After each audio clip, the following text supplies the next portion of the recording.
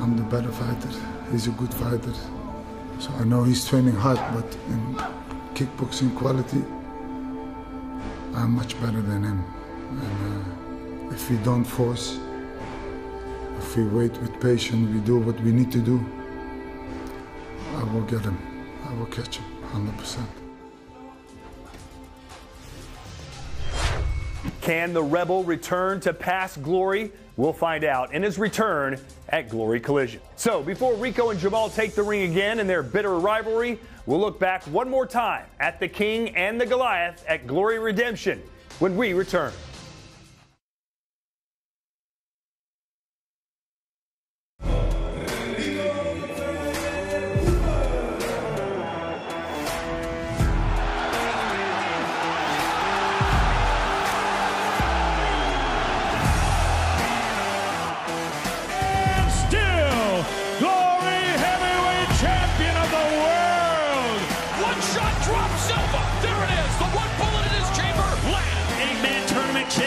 Jamal bin Sadiq. He knocked it down!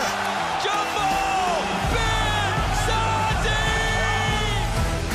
I was still a youngster. I made a mistake, got hit, dropped. The King still reigns supreme!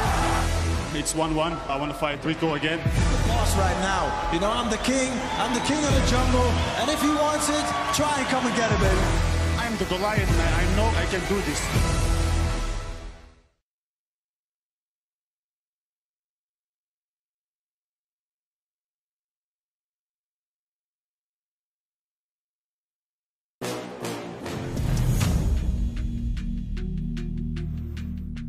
Welcome back to Glory's Collision 3 Special. I'm Todd Grisham. In December of 2017 at Glory Redemption, Rico Verhoeven and Jamal bin Sadiq finally fought in their long-awaited battle for the heavyweight title. And they did not disappoint as we look back on this instant classic. My first professional fight was against Rico Verhoeven, 2011. I beat him on knockout.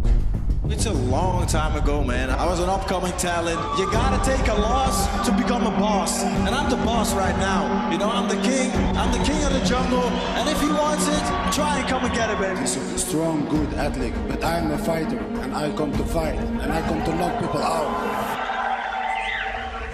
It happens, ladies and gentlemen, December 10th in Rotterdam. Rico Verhoeven and Jamal bin Sadiq. And now, Glory Heavyweight Champion of the World, Rico Verhoeven! Rico Verhoeven finally has gold around his waist. He is the new Glory Heavyweight Champion. So you see nothing from Jamal bin Sadiq that would worry you at all if you were to fight him? Nothing. Jamal bin Sadiq! You know what I want, yes? I have said it yesterday. I want Rico, man. I waited too long for this. I beat him once, so where is Rico? Come into the ring, man, come. Zou je anders moeten vechten? Ja, 10 problemen, ga je er aan zeker. Rico. Je hebt 29 acties gemaakt in de hele wedstrijd. Ik heb 3. Dat is wel zin. Dat is wel een vriend. Nee, je kan krachttraining doen wat je wil. Gaat niet helpen. Gaat niet helpen. Gaat niet helpen. Badder doet het niet. Jij doet het niet. Fuck Badder, man. Wie is Badder, man? Wie is hij? Ja? Fuck hem, man. Niemand doet het Fuck hem, fuck jou. Je gaat zien wat ik voor jou heb. For me, this isn't even a challenge. People saw this fight. How boring was this fight? I almost fell asleep. Fuck him, you know. I beat him once. It's nothing. He told me Badder did this, Badder did that. I am not Badder, man. I am knock you once. I was a little boy. Let's make it happen, man. I'm ready for this guy. I'm ready for any guy. But if he wants it, let's do it. We got this. Good afternoon, Rotterdam. How you guys doing? Gonna scare the shit out of this guy. Same thing. I'm now fighting for the belt. Please welcome to the stage the challenger for Glory's World Heavyweight Championship, the Goliath, Jamal bin Sadiq. It will happen again. I will knock him out. Ladies and gentlemen, please welcome the best pound-for-pound fighter in the world today, Rico Verhoeven. 5 keer 3 minuten is een hel. Ga ik hem uitwringen en ik ga, ook al weet ik dat hij in de derde ronde of de vierde ronde eruit kan, in de 24e minuut, de allerlaatste minuut van die vijfde ronde, dan pas ga ik hem knock-out slaan. All right, let's have our big stare down. Court, good luck keeping these guys apart. Here we go.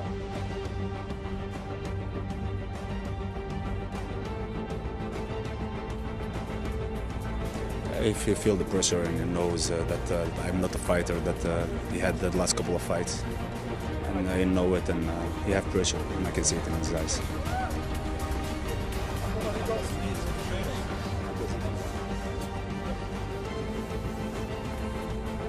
And you saw him breaking under the pressure. There is no other reason why you start shouting, spitting, and doing some crazy shit, getting angry for nothing.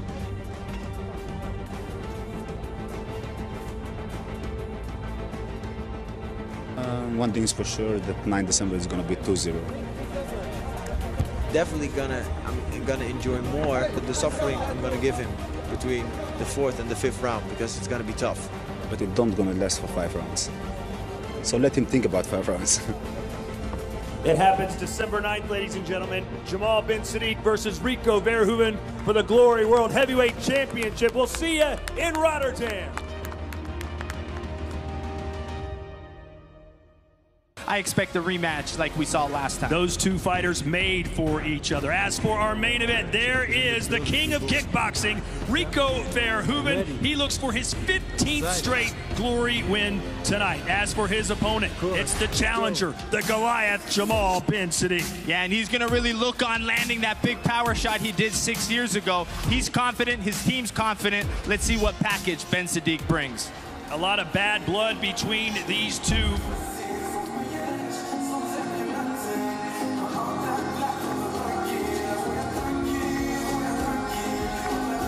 There he is, a mountain of a man, 6'8", 264 pounds, Jamal bin Sadiq, and as intimidating as he looks on the outside, inside he's just as fragile as the rest of us. A cancer survivor, Jamal was once near death's door.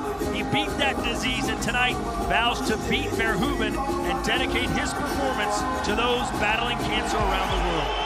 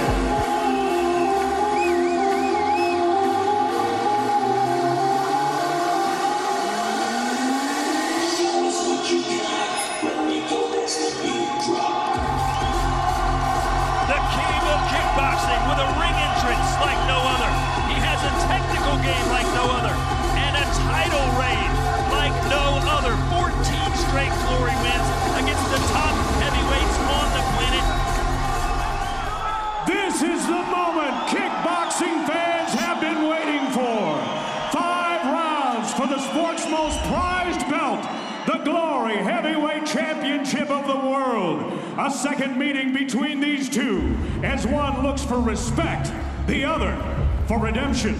It's time for glory! Any questions? Touch gloves if you like. Rico never fights with emotion, but he's full of it tonight. He vows to knock Big Ben out. Can Goliath slay Rico? Here we go.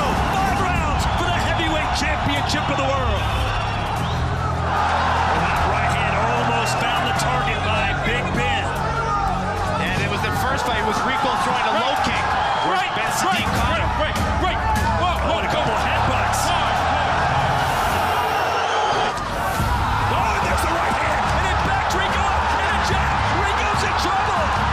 Trouble. He shakes his head no. This crowd says yes. No, the right hand. A lot of those are coming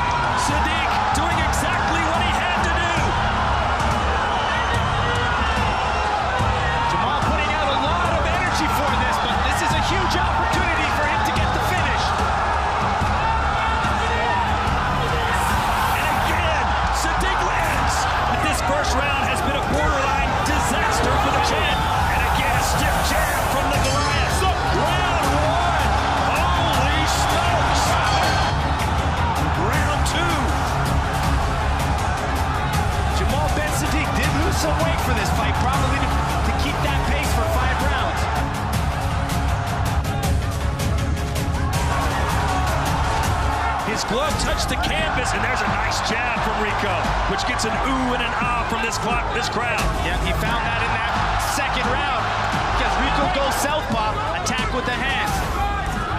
Once you switch southpaw and you're an orthodox fighter, your defense isn't as good. A close round 3 between Rico and Jamal.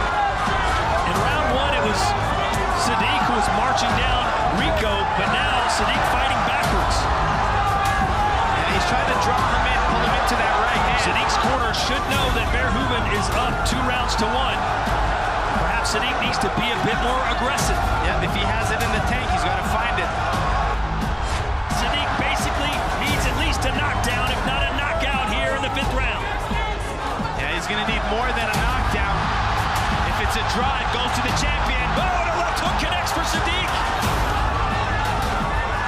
Couple jabs and a right hand. How about Rico bringing the fight into the Goliath? Yeah, even though some complain that Rico's not a closer, he's not a finisher, he's not a knockout artist. Is he going to prove everybody wrong here? The head kick started this sequence, an overhand right, and another one. Oh, Sadiq's against the ropes. It's a standing 8. 3, 4, 5, 6, 7. The mandatory 8 count. Gloves up. Rico promised a knockout in the 5th round. Is he going to get it? Sadiq rattled. Sadiq is out on his feet. It's all over. It's all over. Rico Verhoeven. just as Rico predicted, he wanted to take this fight into the 5th round and get the finish in the 5th round, and he did just that. The king still reigns supreme. What a fight! Rico Verhoeven, the heavyweight champion of the world. Yeah, once he found that right hand, he just kept following it, and it was that cumulative damage from all those punches that put Sadiq to the mat. What a closing sequence for Rico Verhoeven. He took Jamal into deep water and he drowned him. And it was redemption. I had something to settle with this guy, and I settled it. Well, the table's been set, and Collision 3 is looking to be another in a long list of epic Glory events. Preceding Collision 3, Glory 79 will take place, featuring 4 fights in 4 weight classes. That is followed by Glory Collision 3, and what a card we have for you. For our main event for the heavyweight title, Gokhan Saki returns to the Glory ring after a 7-year absence when he faces James McSweeney. And finally, the heavyweight world title is on the line when Rico Verhoeven looks to defend for his 10th straight time as he faces Jamal Big Ben Sadiq in the 3rd fight of their trilogy, tied at 1 fight apiece. Glory Collision 3 is exclusively available on pay-per-view at gloryfights.com.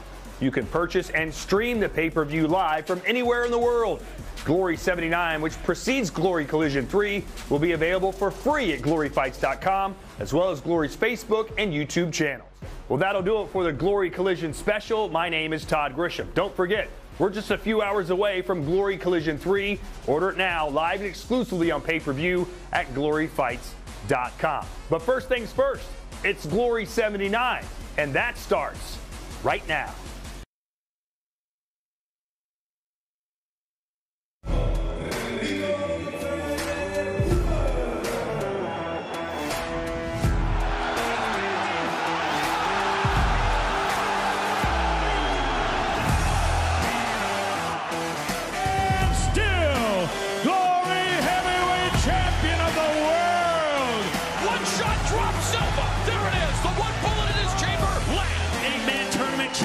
Jamal Ben Sadiq. He knocked him down! Jamal Ben Sadiq! I was still a youngster. I made a mistake, got hit, dropped. The king still reigns supreme. It's 1-1. I want to fight Rico again. Boss right now. You know, I'm the king of the jungle, and if he wants it, try and come and get it, baby. I'm the Goliath, man. I know I can do this.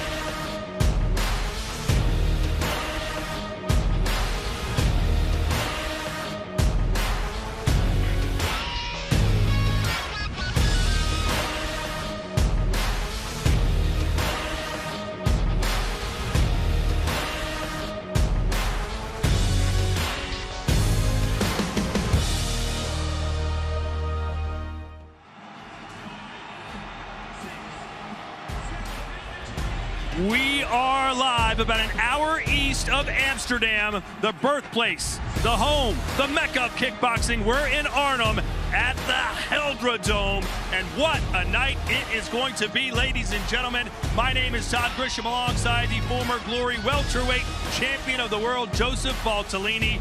I got the feels. Yeah. I got the feels, Joe. Every time I come to this arena, it feels big, it feels right. There's so much action and excitement, man. I'm pumped for tonight. All right, so the Glory Collision 3 pay-per-view starts in about 2 hours.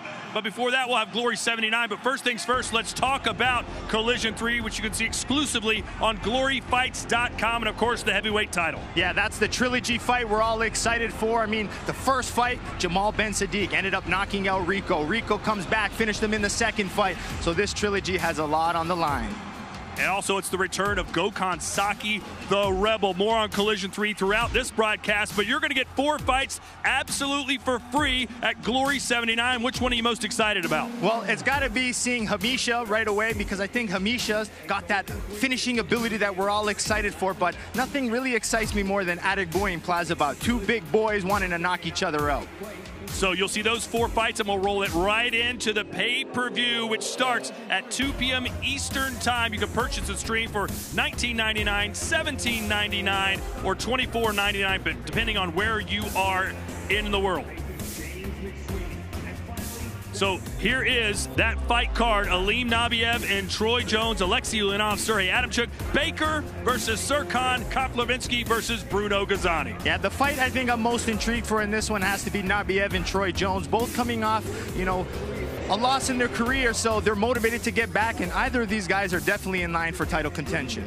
2 Americans on the card, including Matt Baker and Troy Jones. Let's talk first about the man nicknamed the Butcher, who's won 3 of his last 4 in Glory. Yeah, the Butcher, very tall, big frame, and I mean, just the way he fights, you're going to see a lot of action. I mean, I'm really high on Matt Baker. I think with a little bit more experience, he's going to hit that top of the division. You can see that everything he throws with bad intentions. He's got good hands, but he uses his height and reach very well. So you'll see him use his kicks and his knees. And I know going into this fight, he thinks his kicks are going to be a big advantage for him. Let's talk now about Troy Jones, fighting out of Minnesota, USA. Tons of skills and only 1 loss to Myrtle Grunard. Yeah, I mean, he's a power puncher, and he's a really good technician. The way he sets up his finishes, he's good with level changes, spectacular offense all the time, but nothing better than that nasty head kick that introduced Troy Jones to the world. Yeah, one of the KOs of the year for sure. Now, as we turn to the featherweight division, not many better than these 2 guys. It's a rematch between Alexei Ulanov and Sergey Adamchuk. Yeah, right off the bat, when you see these 2 names, you know it's going to be a technical fight. And again, from their previous fight, just as we predicted, man, it was such a back-and-forth game. You saw Adamchuk really come out trying to use his kicks, but Ulanov, good at blocking them, good countering, and just kept returning fire, which made this fight really interesting. So what's going to happen this time? I think a lot of guys know they have to be active, and Ulanov told us going into this, he's going to be first and he's going to finish last. Yeah, Alexei Ulanov feels very upset about that split decision win for Adamchuk. Vows revenge tonight. But let's talk about Alim Nabijev. We mentioned Troy Jones. Alim Nabijev, the professor, one of the best in the division, a 2-time title challenger. Yeah, very technical, very good, and unorthodox is the key when talking about Alim Nabijev. He switches stances, he uses his feints well, and it's a really tricky style for anyone he fights. Let's hear from both these combatants as they prepare for the main event of Glory 79. После этого боя, если, дай бог, я одержу победу над Трой Джонсом, я хочу снова подраться за титул чемпиона Glory. Я думаю, что в этот раз у меня есть большие шансы стать чемпионом. И я думаю, это мое время. 2 раза я дошел до финала. И не получилось выиграть пояс, но в этот раз у меня есть хорошая мотивация, и слава богу, у меня все хорошо. Я думаю, что в этот раз пояс. Yeah, once I beat him, I want to be back in the title conversation because with the full camp, before my last title shot, I had got it on 2 weeks' notice after I knocked out somebody in Miami, and I want a full camp. I want to be able to properly prepare for a title fight and not feel rushed into it. But as a competitor, I will never turn down anything just because you never know when your next opportunity is going to come. So I'm going to take it, and I'm going to take it in stride, whether it's on 2 weeks or 8 weeks. I'm going to just be ready. That's what I pride myself on being ready at all times. So after I knock him out, we're going to get back in that title conversation.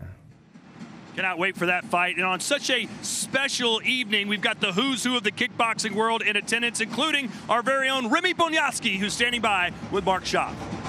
Yeah, thanks, Todd. It's great to be back here at the Gelderdome. And I'm here, of course, with the former 3-time K1 world champion, Remy Bonjasky. Remy, we have a wonderful evening in front of us. Give us your thoughts about the night. Mark, I'm so happy. I'm so happy to be here. I'm excited for Collision 3. We have seen it with Collision 2, a stacked card, and now again here in Gelderdome. Man, I'm really excited for this evening. Yeah, we're going to start, of course, with Glory 79. 4 fights. What's your favorite pick? Well, my favorite pick will be Nabijev. Alim Nabijev versus Troy Jones.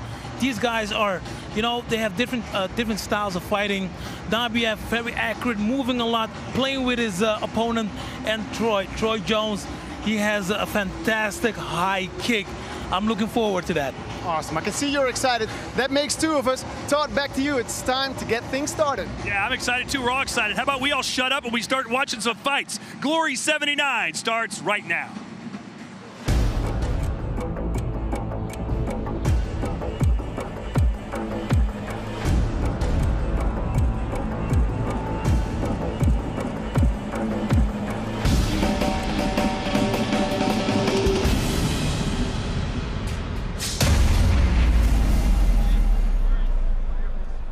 The top stand-up fighters in the world gather again on the sport's biggest stage.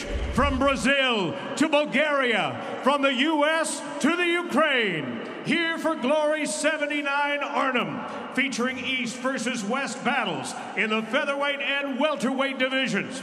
All of our bouts tonight sanctioned by the Fight Sport Organization of Holland. Alex Engelhardt is with us ringside.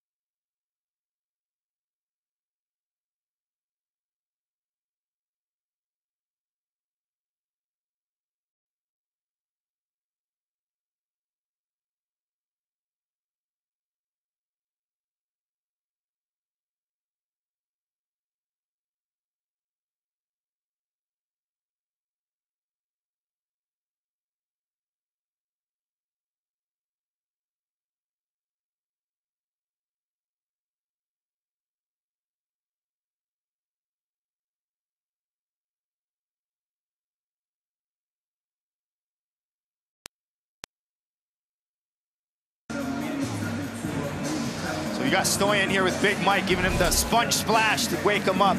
Keys to glory here. For me, it's Stoyan. He's got to use that reach. I know he's crashing that distance, but that's where Gazani's trying to clinch up on him. Take those little angles and try to mix those kicks and knees up the middle are a smart key for him. And I like Big Mike telling him always go to the body. The Brazilian needs that non-stop pressure. Keep coming forward. It's got to add up as the round goes on. Keep those combinations going and try to mix his own knees up the middle. Try to end and counter back with his own low kicks. Just over an hour and 40 minutes until Glory's Collision 3, headlined by Rico versus Jamal. GloryFights.com. 5 Glory girls here tonight. You know it's big proceedings. Expecting well over 15,000 here tonight, approaching maybe 20,000 at the Dome in Arnhem. Did you hear I added in the... Yeah. We're big on the... I feel like your Dutch is getting better. You've been here enough where it's getting better. So. Well, dank-u-wel. But how about the output from both these fighters? Yeah, it's a good fight, firefight. Basically draw the line in the sand. High kick from Stoyan, blocked nicely by Bruno. Yeah, there's no rest for Bruno's opponent. You better keep going. Yeah, you see what happened there. Stoyan wanted to take a little breather, tried to circle out. Gazani followed him right away. And there's those knees I like from Gazani. And our open scoring on display there. All 5 judges giving the Bulgarian the first round. Yeah, he was a little bit more active, landing the cleaner shots, the bigger shots. But this is where I'm starting to see that Gazani pressure start adding up, right? Stoyan, not as much maybe pop happening. Good low kick there, almost swept Koprivlenski off his feet.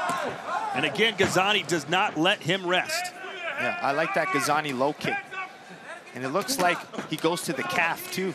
He's mixing up those levels.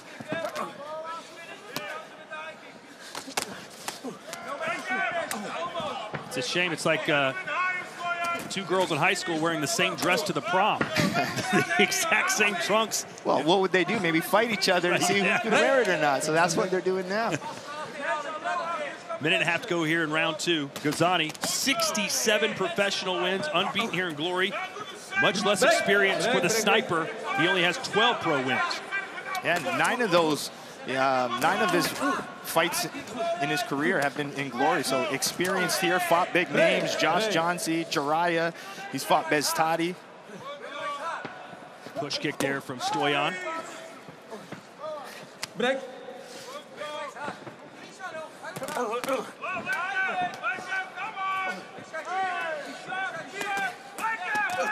Good right hand for Gazani. Yeah, Stoyan came back though. That left kick, that Stoyan left kick is dangerous. And what he'll do sometimes, he level changes with it. I think that's what he's got to do. Hit the body, then go back upstairs. Bruno complaining about Stoyan leading with the head, and he is warned by the referee.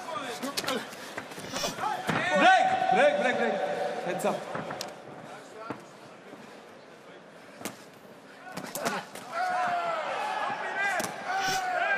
Stoyan throwing that left head kick over and over. Gazani seems to block it every time. Yeah, I mean, Stoyan now trying to hit moving backwards is a good strategy as well. Because you see, after Stoyan kicks, Gazani steps right forward again. No time to breathe. Break. A little bit of concern, perhaps, in the corner of Bruno. Oh, step forward, big jab there from Gazani. Yeah, that's a nice spearing jab, I call that. Stop.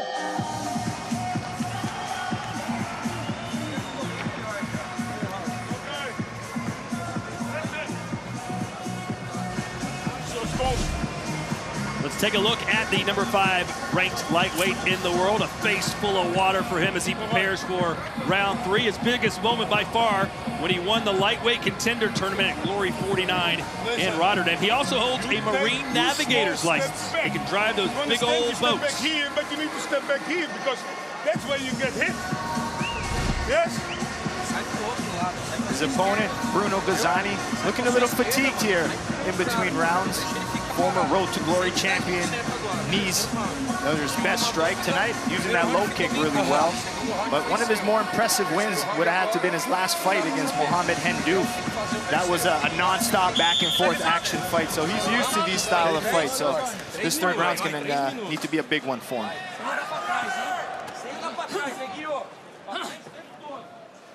Gazani usually excels in the third round when his opponent starts to falter. Let's see if that's the case here in the final 3 minutes. Again, a clean sweep for Stoyan, so a knockdown is needed here for Gazani. Yep, Bruno has that pressure, but he needs to put a little bit more of the strikes together. Because although sometimes Stoyan moving backwards, he's still landing well.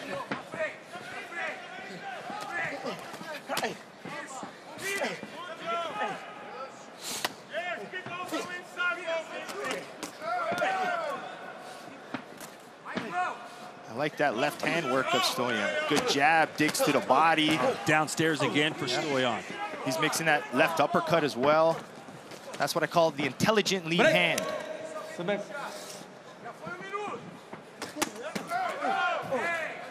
Bruno's punches just don't have the same steam that Stoyan's do. Yeah, I mean, a good shot for Gazani could be a nice overhand right when Koprivlenski digs to the body, just kind of counter upstairs.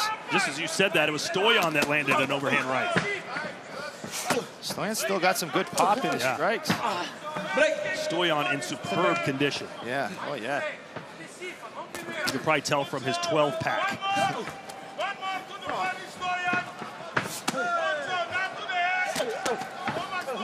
Gazani can't afford to stay outside on this guy either. He's got to get back in. Total strikes fairly even between these two, Joe. Yeah, I mean, it's Stoyan landing the cleaner shots, so I think that's the story of this fight. Gazani's not out. Still throwing, still coming forward. Gazani's still waiting to land that big shot, that game-changing punch or kick. He's scoring, Joe. Yeah, but like you mentioned, there's not enough pop in it to do that damage right now, so. Oh, inside low kick.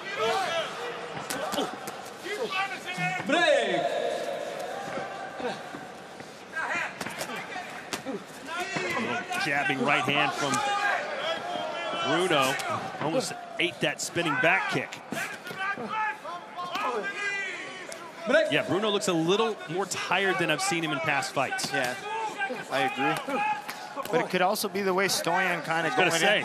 You know, when you've been hit, what, 30, 40 times. And you got to think, where's Stoyan hitting? The body, knees, punches, kicks, digging. So emptying that tank of Gazani with those body shots. Yeah, Koprivlenski with 73 landed strikes right now. Gazani with 58.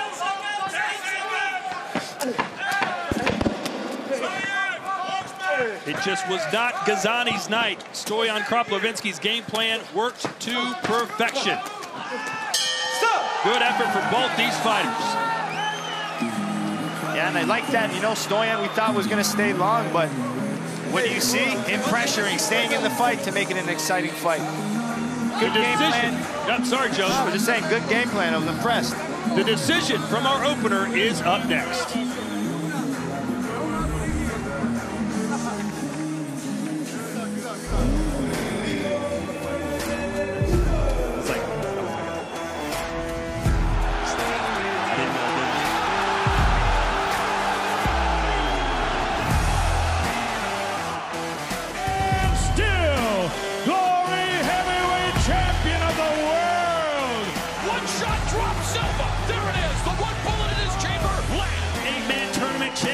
Jamal bin Sadiq. He knocked it down!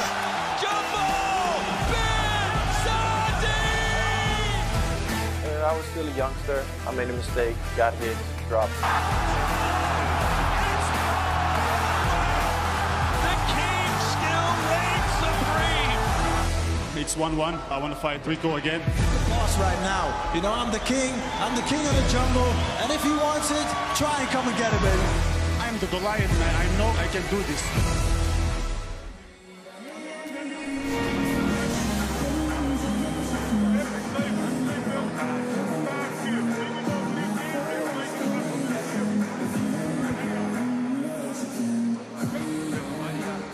We welcome you back to Arnhem, the Netherlands, and the new home for all Glory pay-per-views, as well as all our classic fights, gloryfights.com. That's where you can buy tonight's pay-per-view. Jump into our highlights from our opener between Brazil's Bruno Gazani and Bulgaria's Stoyan Koprivlenski. Yeah, a lot of pressure, good volume, non-stop, back and forth. But Stoyan just had a little bit more pop to his punches. Good with mixing his levels, mixing his strikes. But Gazani continued to pressure, tried to get inside, close that distance, land his punches. But Stoyan was too good at getting the better of the exchanges, popping a little bit more, trying to stay just ahead on the judges' scorecard. But like I just mentioned, you know, Stoyan, we thought was going to stay long, mix angles, but he brought the fight to Gazani. He wanted to bring the action from the start and had a pretty impressive performance. Here are the final statistics as we look at our strike count. 85 of 199 was Stoyan compared to 70 of 197 for Bruno.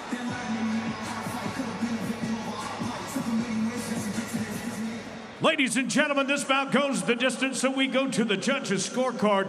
All 5 of our ringside judges see the bout and score the bout the same, 30-27, a unanimous decision. All for your winner, Stoyan Koprivlenski.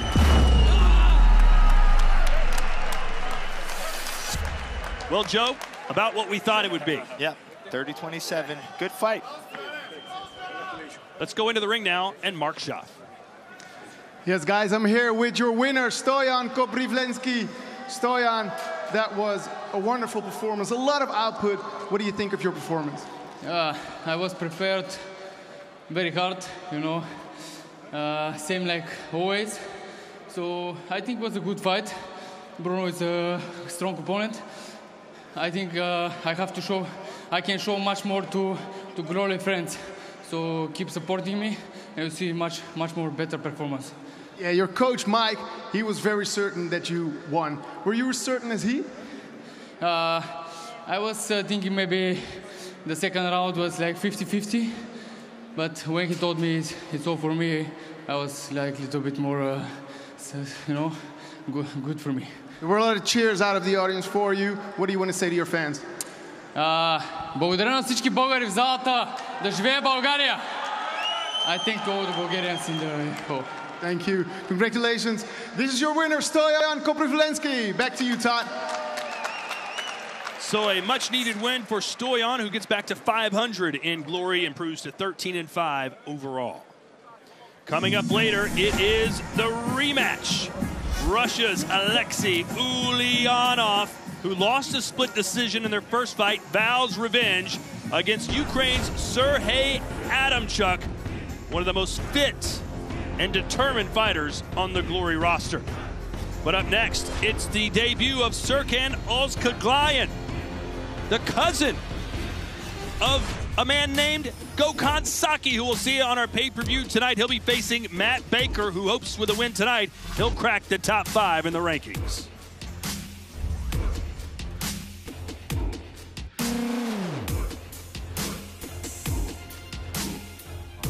Personally, to be part of the company so long and to start at Glory 23 and be fighting for so long and representing, to me, it means a lot. It just means I feel like I've put America on my back and tried to improve and show as much as I can. I've been here since my pro debut. I'm the only one that's come since pro debut, from the Tambark in my area, Bay Area, to now rank 4 in the world. That's me. There's no one else in the roster that's done that from what I know. And man, it means the world. So I just keep being me and showing up, and I'm not going anywhere anytime soon. I think from the 40 fights, I have 38 fights on the heavyweight. I was 113 kilo, and I knocked many people out. And I think in the middleweight it's gonna be the same thing, because I lost weight but not lost my power. I respect Matt Baker, but I want to give him everything what I got, and I don't think he's gonna make the 3rd round. And if he make it, he have a lucky day in the Netherlands.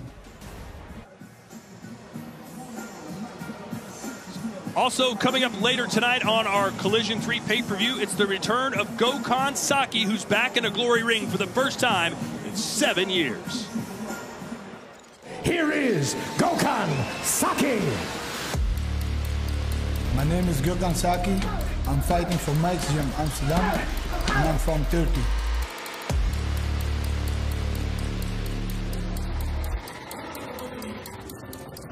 I'm gonna knock him out.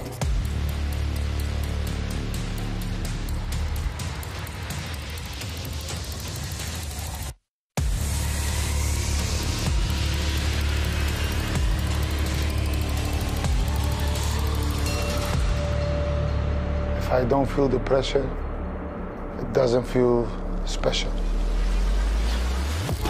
I like to fight when I'm under pressure. I need this pressure. That makes me sharper.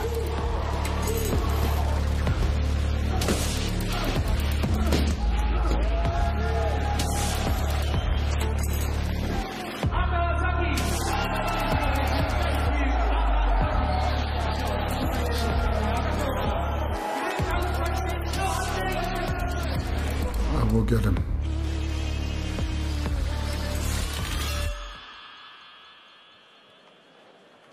We next turn our attention to the middleweight division of Glory and about scheduled for three 3-minute rounds. This Turkish talent steps through the gory ropes for the very first time. Please welcome Serkan Özçağlayan.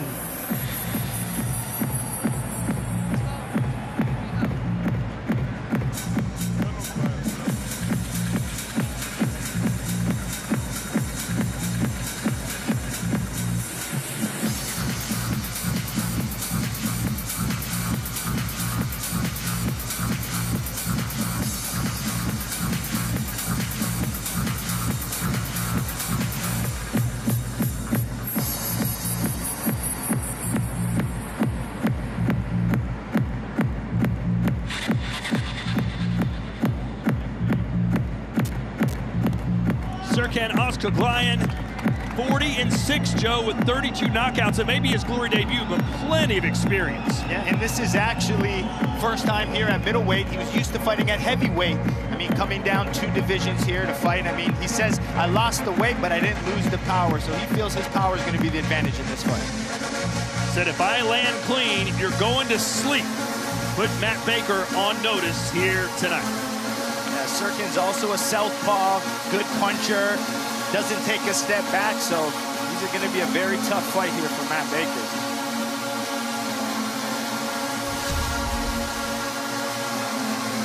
Born and raised in Den Haag, the Netherlands, to parents who immigrated from Turkey, he had a beautiful childhood, as he said to us. Was not raised in sort of the urban war zone environment, which starts many young fighters on their path. But his cousin, Gökhan Saki, made him fall in love with the sport, and now he's creating a path of his own.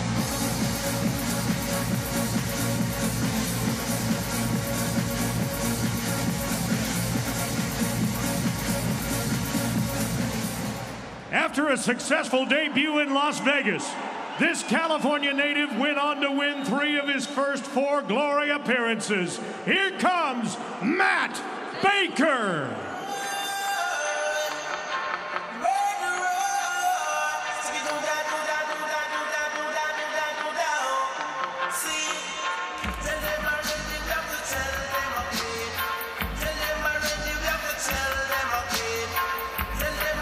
Here comes the Butcher, and Joey's only 30 years old, which is hard to believe considering he made his Glory debut way back in Las Vegas at Glory 23. Yeah, and that's actually when I made my commentary debut, so I got to sit and watch Matt Baker live, and I was really impressed from him even at that moment, how tall he was, you know, how composed he was, and how he used his head kicks and his level changes, and I think from then we constantly see him improve, and I think that's the biggest thing with Baker. His hands have improved, the way he mixes his kicks and knees. He's now a full, complete kickboxer.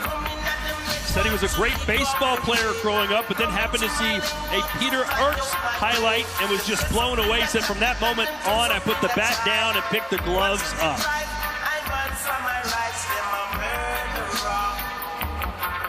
Matt, the Butcher Baker, 24-7 with 12 KOs.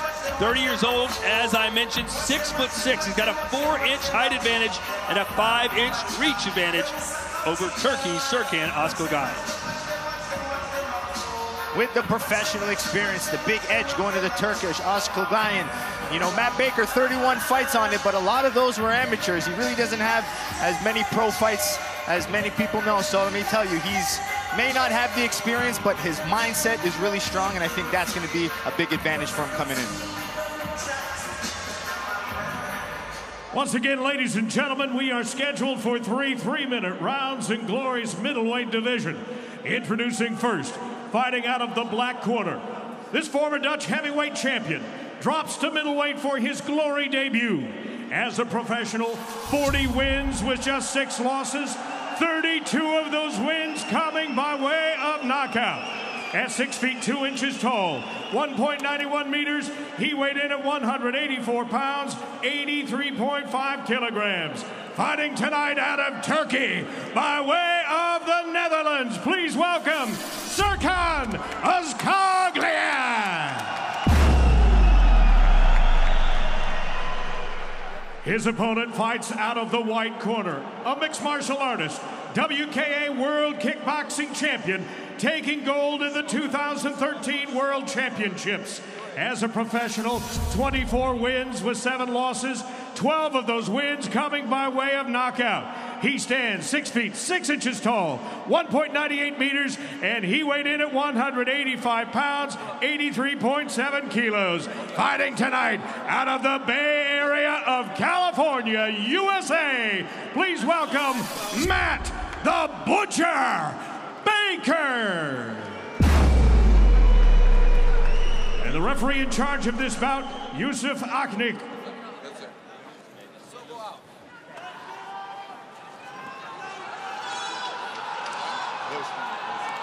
Fighters, you know the rules. I want a clear and a fair fight. Obey my commands at all time and protect yourself at all time, okay? Touch gloves if you want. Take a step back. They don't touch gloves. And Matt Baker, as much as he mean mugs, is a really nice guy. Oh, yeah. And, I mean, he looks like the one that was a heavyweight before. He looks huge. Says he spends his spare time fishing for shark and stingray just outside San Francisco, California. Tonight, he's got a big Turkish fighter right in front of him who's fighting at middleweight for the first time after fighting at heavyweight most of his career. Özçağlayan southpaw, so Matt Baker's probably going to use a lot of good body kicks, but the Turkish is going to come in here and start bombing punches any second.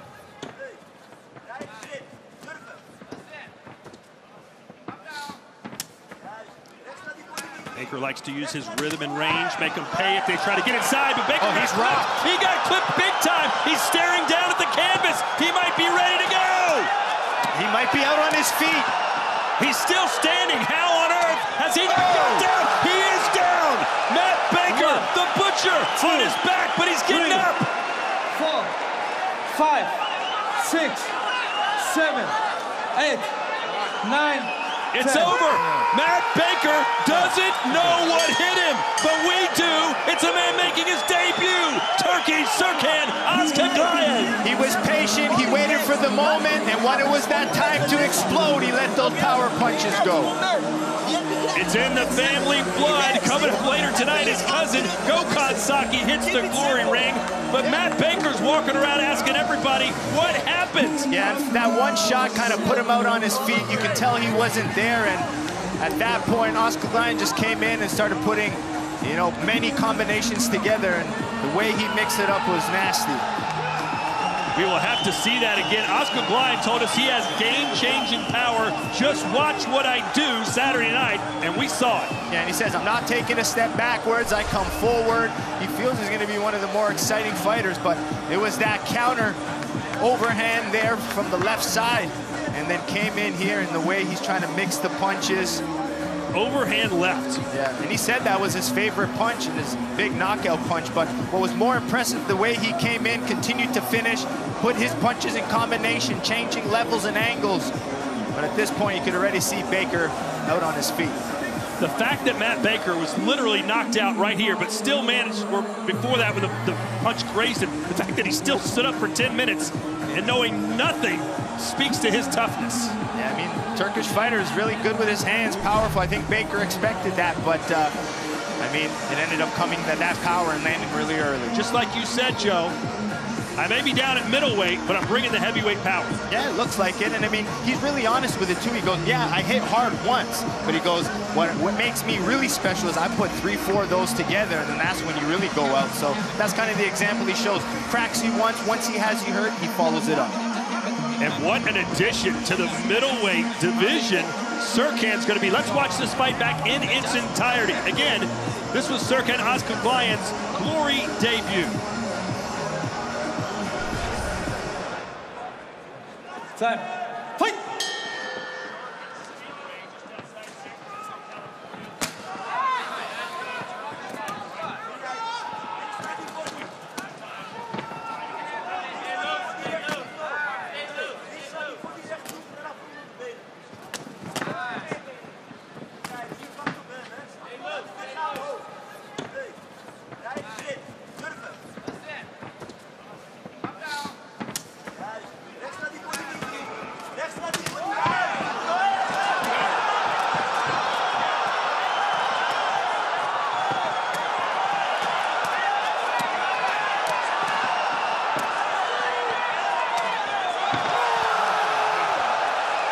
Joe, on that replay, I was impressed with the way that Özçağlayan manipulated his guard with his hand first. Yeah, I saw that at the end of the last highlights, and I wanted to bring it up. Good thing you caught that.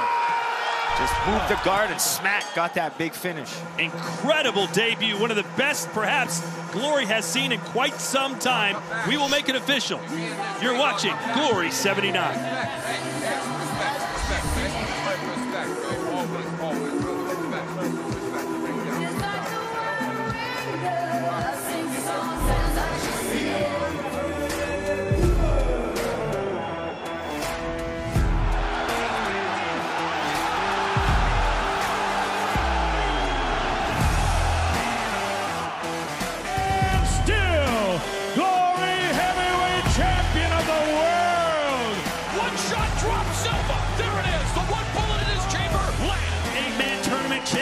Jamal bin Sadiq. He knocked him down!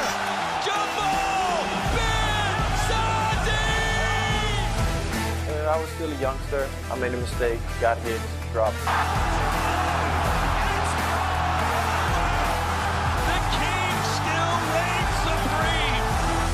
It's 1-1. I want to fight Rico again. The boss right now. You know, I'm the king of the jungle, and if he wants it, try and come and get it, baby. I'm the Goliath, man. I know I can do this.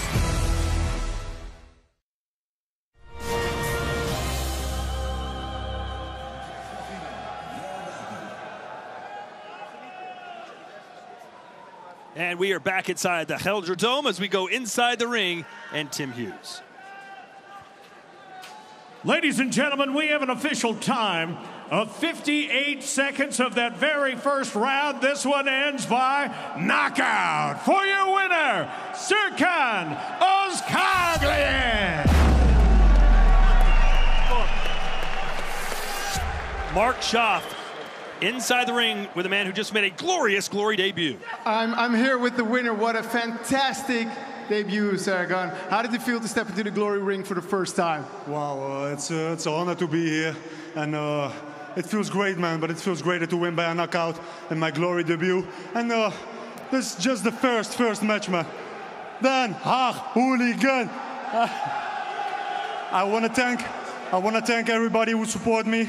SBGym, my corner, Said, Hans Kroon, my physical trainer, and my family, my friends, my mother, my father, my sister, Robbie. I want to thank everybody who showed me the opportunity to fight here. Sorab, also thank you, man. Gökhan Saki, he's going to fight tonight, and it's a double win for us tonight, man. I want to thank everybody. Hey, boys! Harris! Well, we're not done yet. We're not done yet, but thank you for a wonderful knockout. Have you seen the knockout? Because we have a screen over there. Talk us through the knockout, man. Show me the knockout, man. Wow. Amazing. It's an amazing feeling, man. Wow. Were you surprised that he was still standing after that first punch? No, it was like wow. Just like this moment, man. Wow. I couldn't believe it. And I did it, man. It's my debut. This is the first fight, but there can be many more, man. Watch this guy, and I'm ready for everybody. Push. Thank you so much. Ladies and gentlemen, give it up for Serkan Özçağlayan. Joe, I'm sure you remember your debut. What was it? Glory 6? Yeah, against a Turkish fighter too, but I ended up getting the finish that night. You stopped the Turk that night. Tonight, the Turk stops the American. What a performance from Serkan Özçağlayan. Donovan Visa is the champion of the middleweight division. If you're him and you see that right now, what are you thinking? Well, I mean, another contender, and I think it's nice to have someone like Serkan here who brings some excitement to the division. But again, already our mind's thinking about those types of fights, man. He's got some work to do still. We can't get too excited, but great debut. Indeed.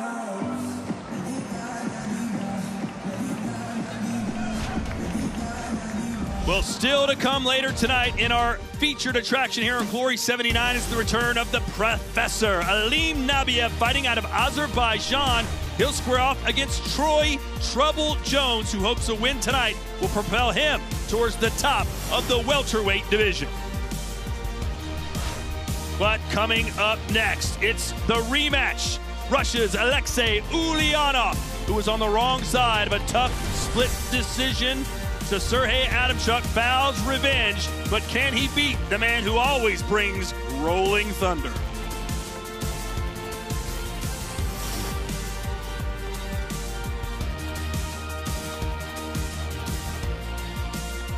When I'm in the ring, it's just business.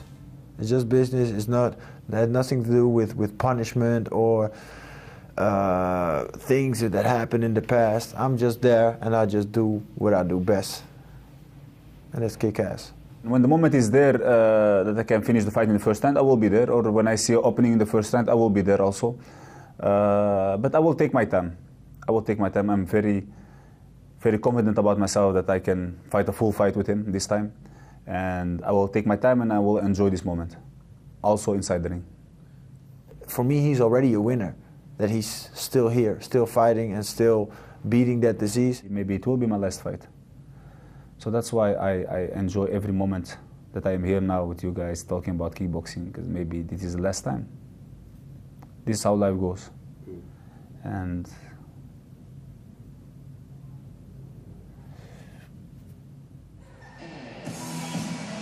a very emotional Jamal bin Sadiq that we had a chance to speak to yesterday, almost in tears, Joe, when he reflected back on his battle with cancer. He's still here, also some thyroid problems. He's still here, and at the top of his game, a chance to become a world champion. Yeah, I mean, when you come into the ring, you realize this is nothing compared to the stuff he had to do outside. So I think that's what gives him that, iron mentality that he's known for.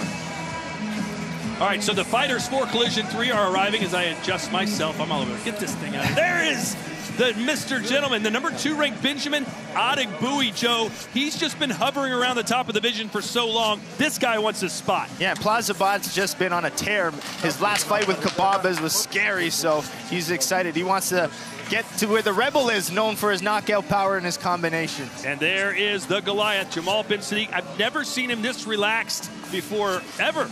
Yeah, and the champ, more confident than ever. And I mean, for him now, it's all about, I want to break records. I want to get this 10th title defense. He just wants to set the bar high for any of these big up-and-coming fighters. He's not breaking records anymore, Joe. He's setting records. No, that's right. He's set almost every Glory record, especially in the heavyweight division. Can he be stopped tonight?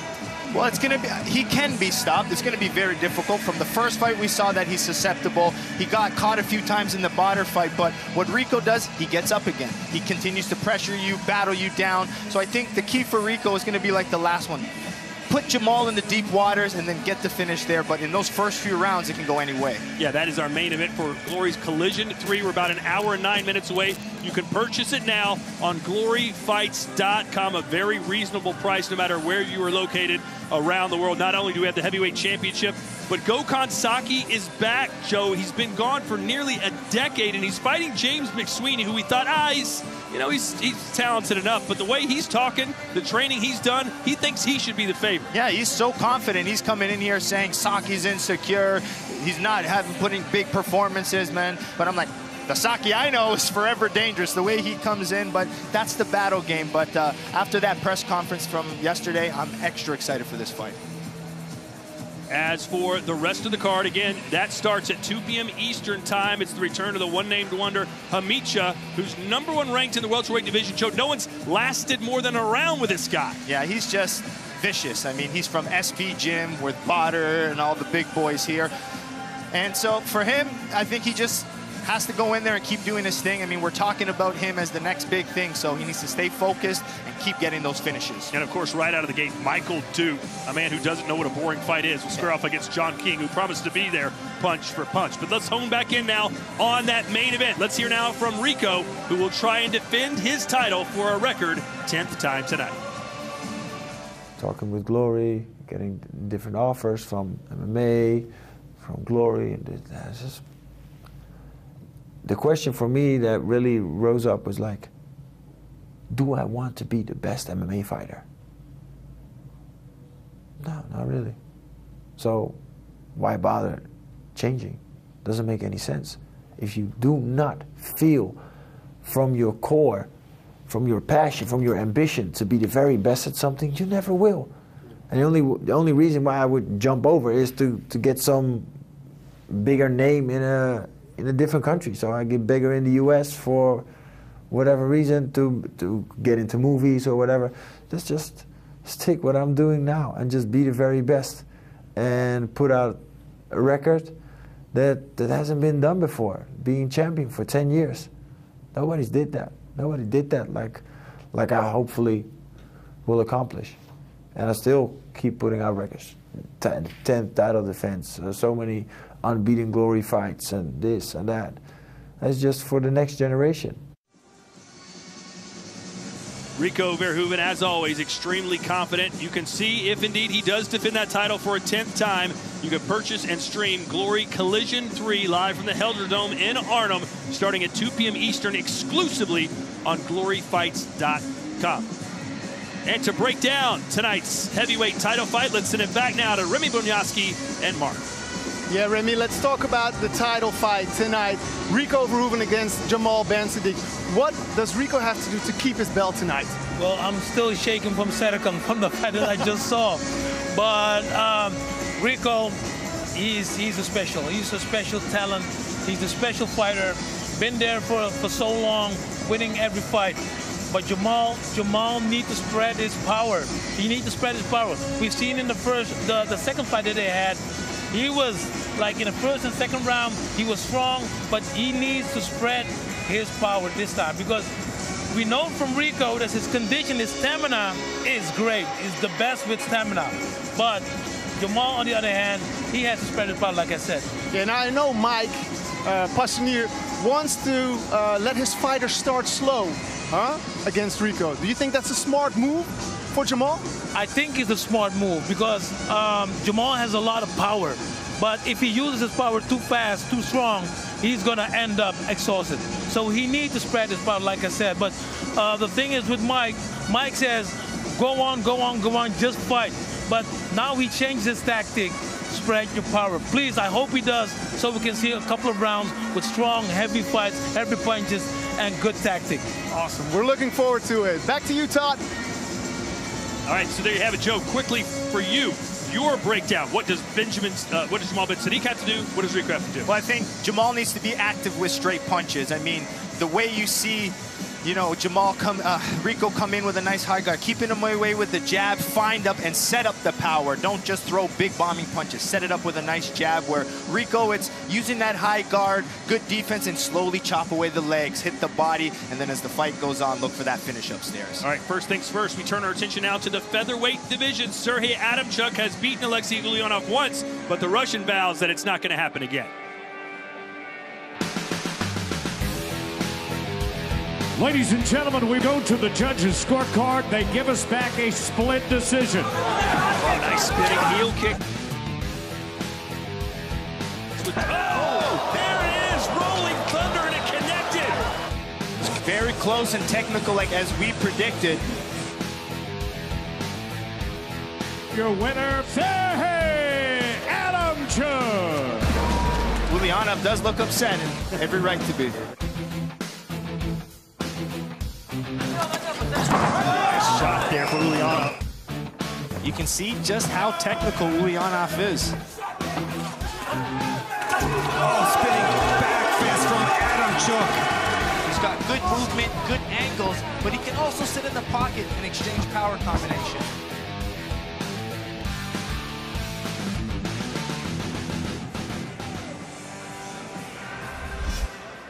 Our next bout of the evening is scheduled for 3 3-minute rounds in the featherweight division. A rematch from a controversial split decision between Sergey Adamchuk and Alexei Ulyanov. He battled Penaz for the belt in Utrecht at Glory 75. Here is Sergey Adamchuk.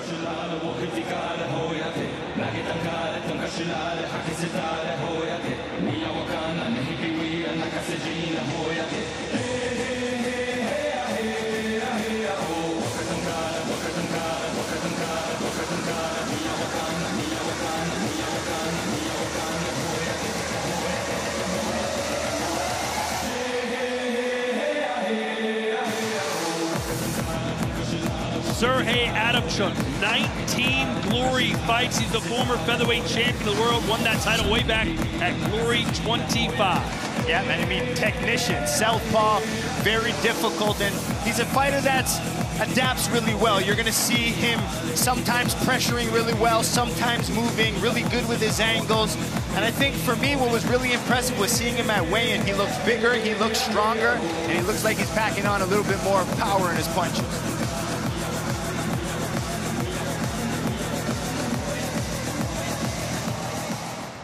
Raised in the cold country of Russia, he returns to avenge that fight 2 years ago here in Arnhem. Please welcome Alexei Ulyanov.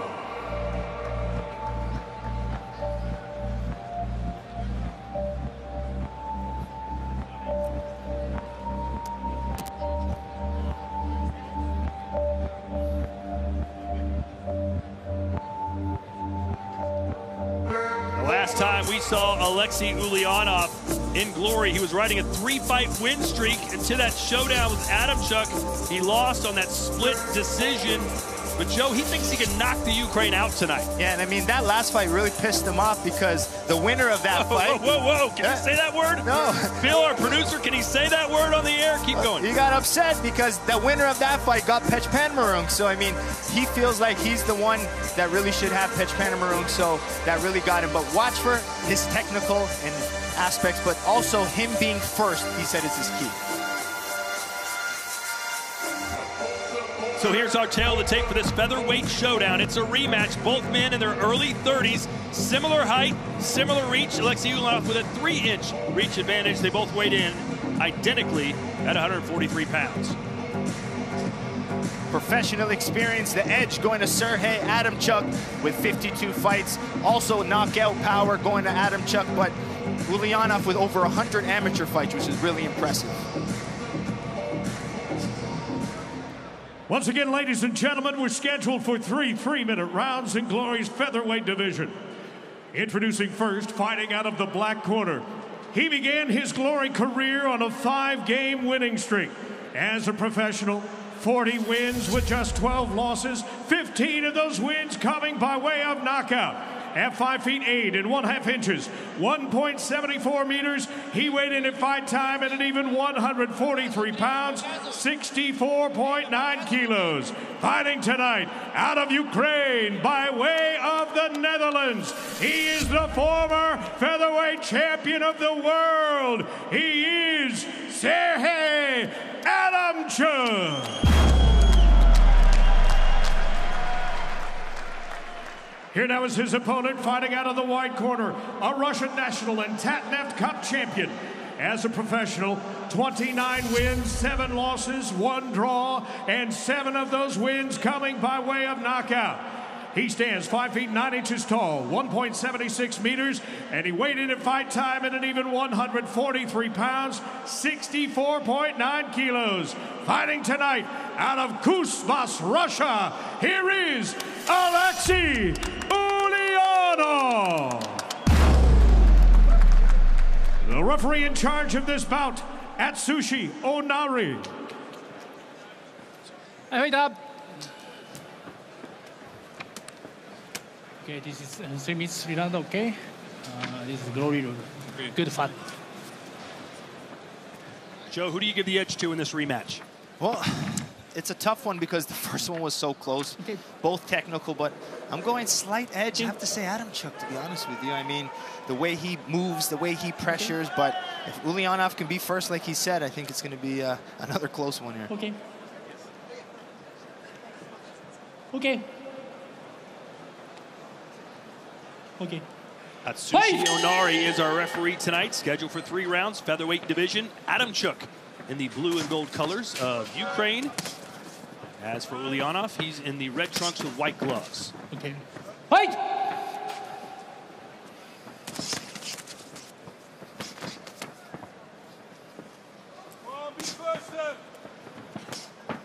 Corner yelling, be first. Yeah, I think that when they rewatched that last fight, both wish they're a little bit more active. So you're going to see both of the corners yelling at them to be first. Nice Good combo there from Sergey. Very nice.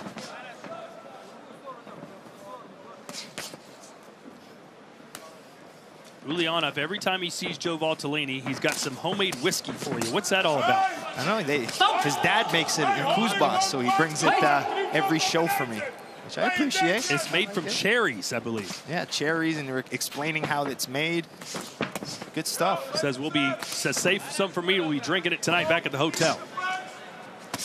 But it's not going to be easy to beat someone as tactically sound as Adamchuk.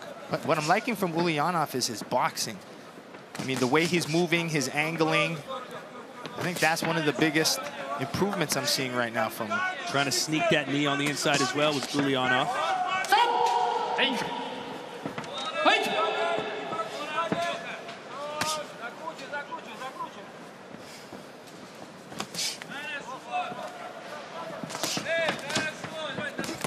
Good high kick from Adamchuk.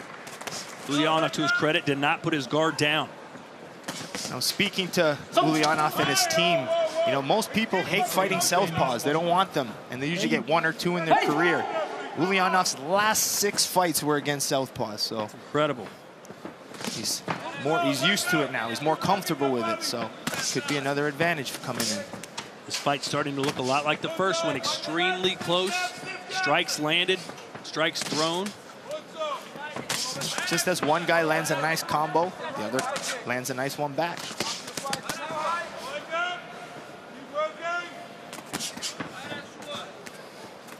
Adamchuk known for his rolling thunder at the end of every fight. Maybe you should try it right in the middle. Yeah, change it up. But Ulyanov being first is working. It's starting to work here in this later part of this first round. Double knee there from Ulyanov.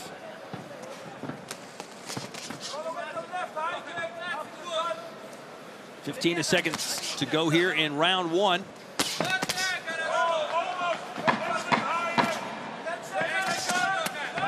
Nice digging to the body there from Adamchuk.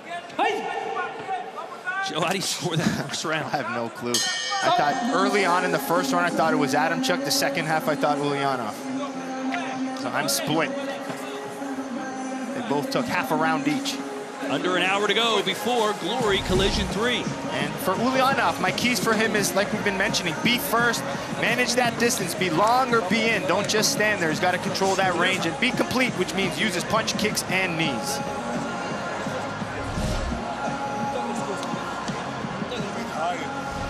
With Adamchuk, it's adaptable. Adaptable means pressure or move. He's got to mix them up. But today, I think it's going to have to be about pressuring and countering back, keep him busy, and use those southpaw tactics. Circle outside or circle inside, but he's got to use those kicks and straights. And also, if you've been following Glory's social media, you know that later tonight, Badr Hari will be joining me and Joseph Valtellini here ringside for the co-main event and the main event tonight on Collision 3. I'm excited for that. You get nervous around him. I do. He's a big star for me. You might be an even bigger star by the time the night's over. That's what I'm saying. That's what I think. Can't wait to see these open scores from our judges. I have a feeling they'll be split. Has to be. Or they saw something else we didn't see. It's hard to get 5 people to agree on anything nowadays. Yeah, I like Ulyanov circling outside, then he circles inside. That's what fighting a southpaw is all about.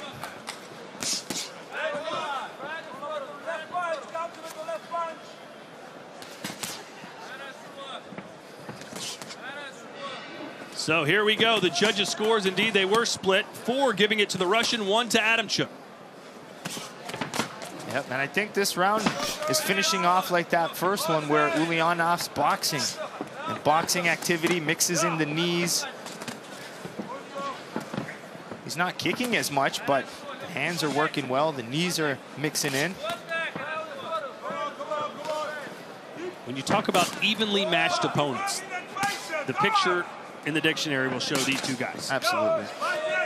I mean, I would still Ulyanov's glory debut was against Pechpanmarung, and it was a close fight, split decision, you know what I mean? So that's why Ulyanov is so, wanting another shot. You know Pechpanmarung Kiat Mukau is somewhere watching this fight, most likely Thailand. Number 3, Ulyanov. Number 7, Adamchuk.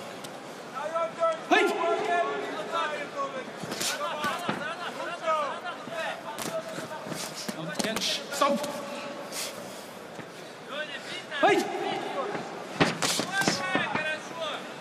Ulyanov wasn't kidding about being first. He's being first almost every exchange.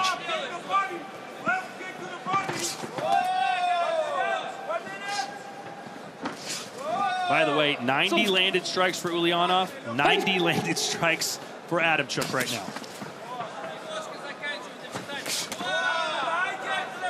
Adamchuk with a little counter there. I like the way each corner is cheering for every strike that lands, trying to maybe sway the judges a little bit. Oh, yeah, you have to. And Sergey walked right into that right knee.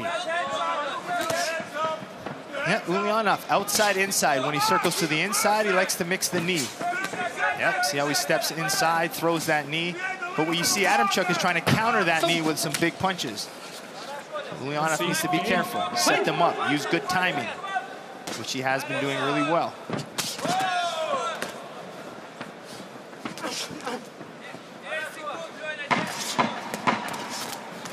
These rounds are so close that if you win the last 10 seconds of the round, you probably win it. Yeah, could be. I think this was Ulyanov's round. I'm not as torn as the first one. Still close round, definitely, but I just felt like Ulyanov did a little bit more.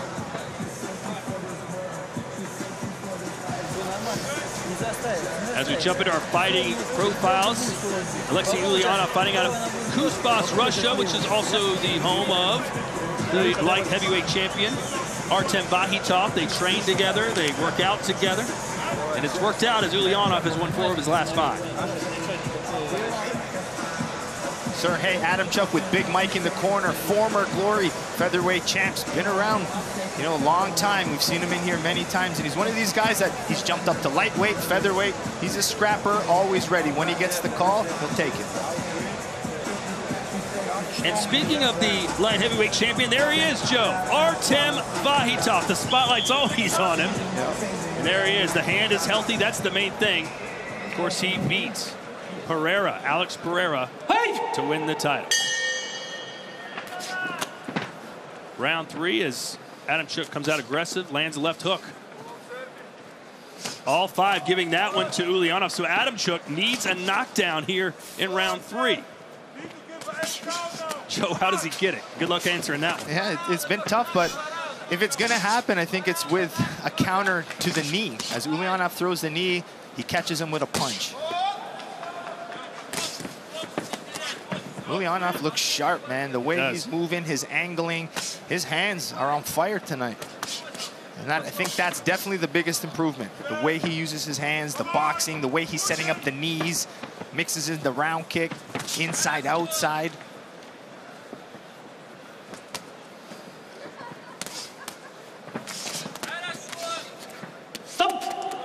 Stop. Hey! They both look like they were sending an SOS distress signal on a telegraph. Another thing Ulyanov was working on was getting bigger and stronger. There's some rolling thunder. We promised, he delivered. Never seems to land, does it? I think it landed once, and we lost it when he did it. It was one of our most exciting moments. Well, that is a spectacular technique. If he lands it, it's worth a lot. That's right.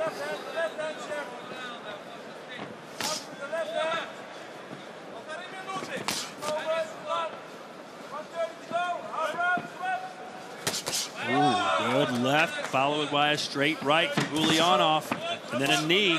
Look how comfortable. Now he's even switching stances for a moment, playing with the lead hand a little lower, which you really don't see in kickboxing.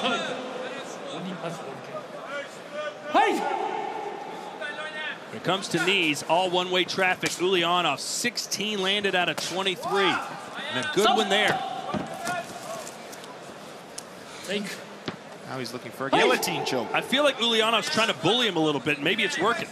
Well, I think he's drawing him into things. You notice that Adamczuk's coming forward, and what Ulyanov's doing is just taking little subtle angles, finding the right strikes. Looks like some blood on the hairline of Ulyanov. He keeps covering it up. Oh, yeah, big cut. Uh-oh.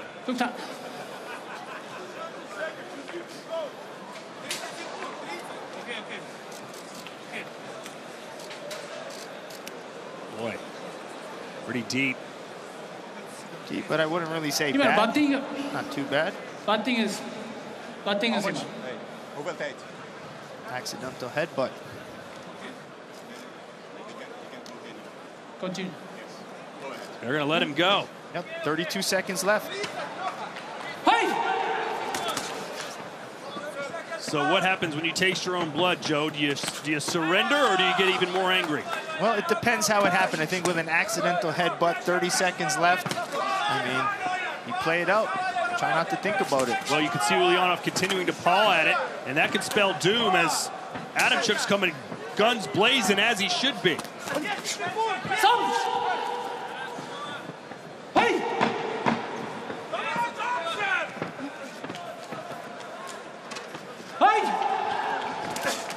Not catch. Ulyanov celebrating already.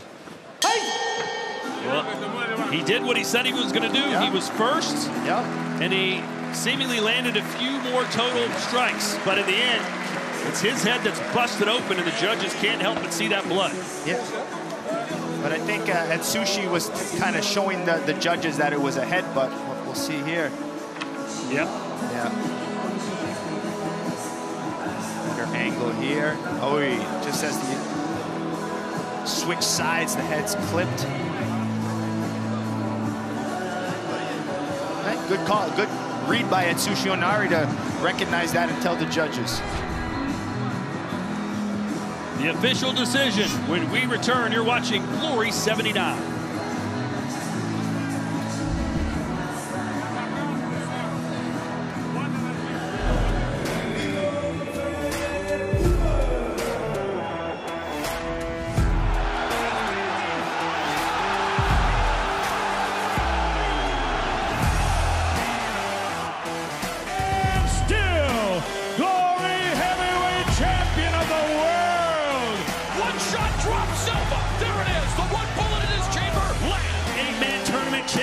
Jamal bin Sadiq. He knocked it down! Jamal bin Sadiq! I was still a youngster. I made a mistake, got hit, dropped. The king still reigns supreme. It's 1-1. I want to fight Rico again. Boss right now. You know, I'm the king of the jungle, and if he wants it, try and come and get it, baby. I'm the Goliath, man. I know I can do this.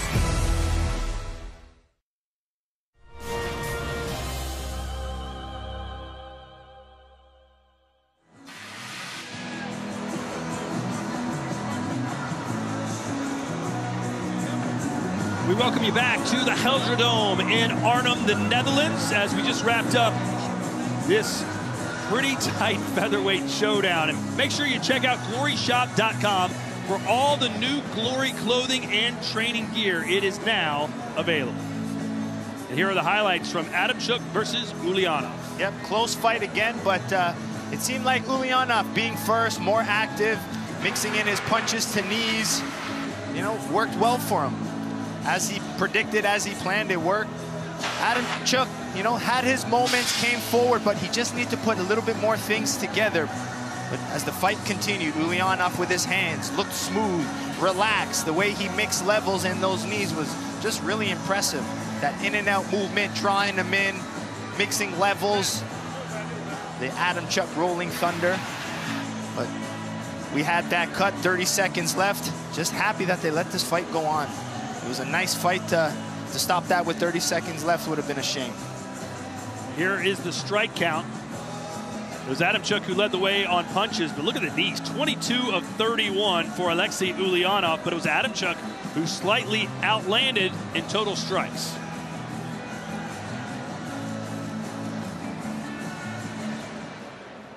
Ladies and gentlemen, this bout goes the distance, so we go to the judges' scorecard. Here are the totals. They score this bout 30-27 Ulyanov, 29-28 Adamchuk. And our three remaining judges all have it 30-27 for your winner by split decision, Alexei Ulyanov. So not a lot of controversy this time, Joe. How do you feel about that decision? Well, I think it was the right one. I thought he looked good and impressive, and I'm excited to see what's next for Ulyanov. Yeah, I'm excited to hear what he has to say through an interpreter. He's with Mark Schaaf. I'm here with your winner, Alexei Ulyanov. Alexei, it was a close match again. What was different than the match before? Алексей, да, чтобы очень был близкий бой. Какая разница между первым и этим боем? Я выиграл этот бой. I just won this fight. But were you sharper? What was the difference between last time and this one? Какая была разница между первым боем и этим? Что было разное? Ну, я пришел сильнее, я пришел лучше. Я вырос за эти 2 года, я не просто стоял на месте. В эту пандемию я тренировался. Я также боксировал на местных чемпионатах. Я вижу, что я развиваюсь. И в скором будущем я заберу пояс. You know, I just came more stronger. I came, you know, more confident. For sure, I didn't stop my training. During the COVID pandemic, I was training for sure, and I'm going to take a belt. Now, the last time you two fought each other, the winner got a chance against Patch Punamarun. Is that what you want? В прошлый раз, когда ты боксировал, и ты точно знал, что победитель будет боксировать за пояс с Кит Макао. Хочешь ли ты этого сейчас? Yes.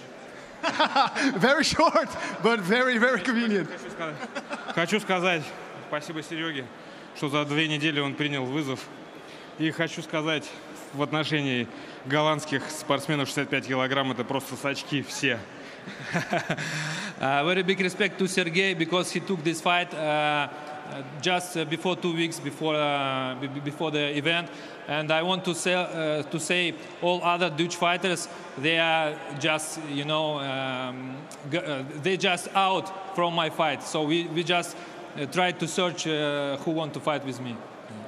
Give it up for your winner, Alexei Ulyanov. Win number 30 for Alexei.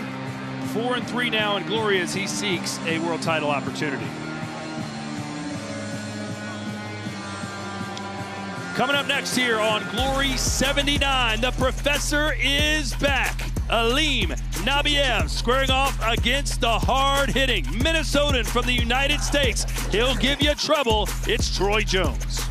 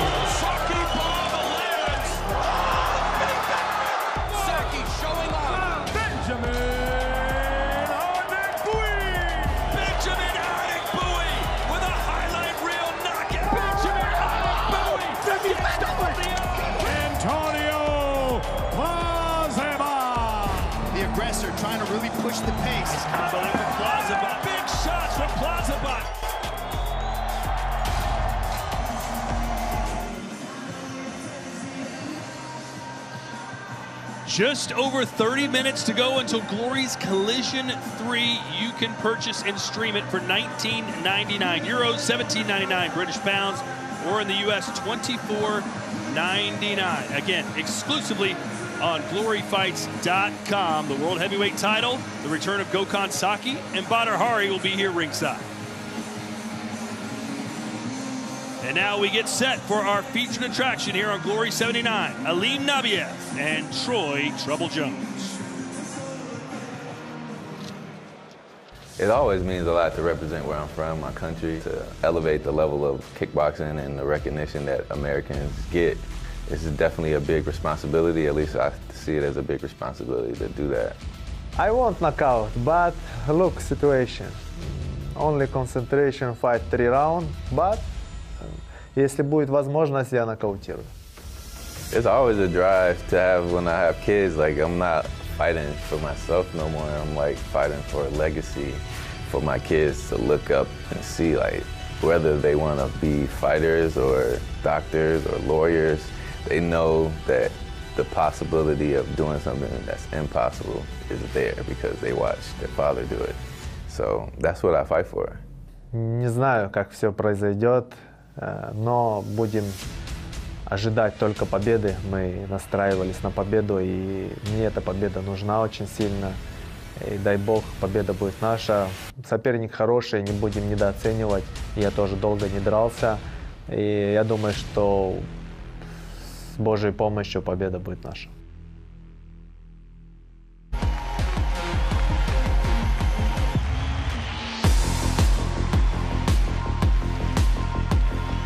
Alim, the Professor Nabijev. He's already beaten 2 former world champions. Troy Jones. Here comes trouble. And then a high kick. See you later. Lights out. Troy Trouble Jones. His tricky style just seems to give people a really difficult time. Coming out guns blazing as we expected. Oh, another one. That left hand, I think, hurt him. Couple knees now from the Azerbaijani.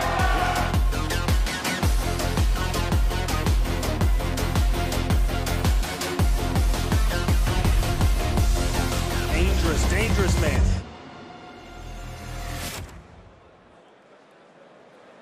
Ladies and gentlemen, your Glory 79 main event is brought to you by Jack's Casino and set for 3 3-minute rounds in the welterweight division. Troy Jones versus Alim Nabijev.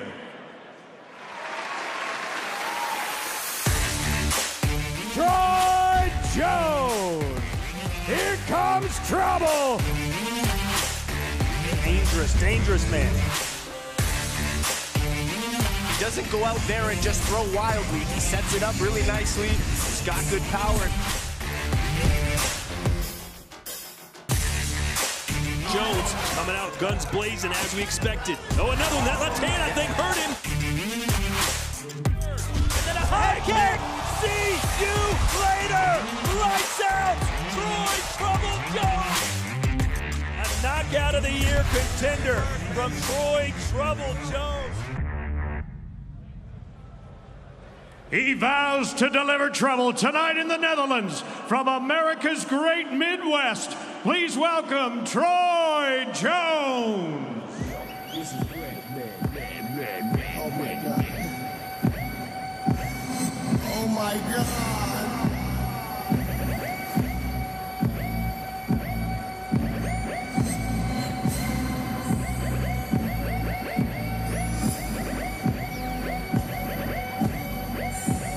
Fighting out of Brooklyn Park, Minnesota, Troy Trouble Jones, 14-2 overall. Joe, and he's won 4 of his 5 fights here in Glory. Yeah, very technical fighter, sets things up really well, and he's got some good finishes to his ability. I mean, he can box well, kick well, use his knees. He's definitely a complete fighter that can push well with all of his strikes. And you saw about 5 different angles of that KO against Casey Green from September 2018 with the knockouts of the year. Yeah, even coming in, he was knocking people out with elbows and Muay Thai, knees. He's just a good finisher. And what's impressive is how he sets it up. So that's what you want to keep an eye on him.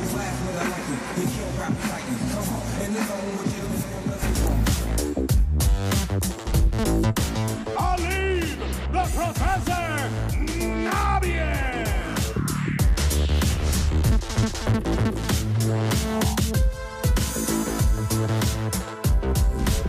He's already beaten former world champions. His tricky style just seems to give people a really difficult time.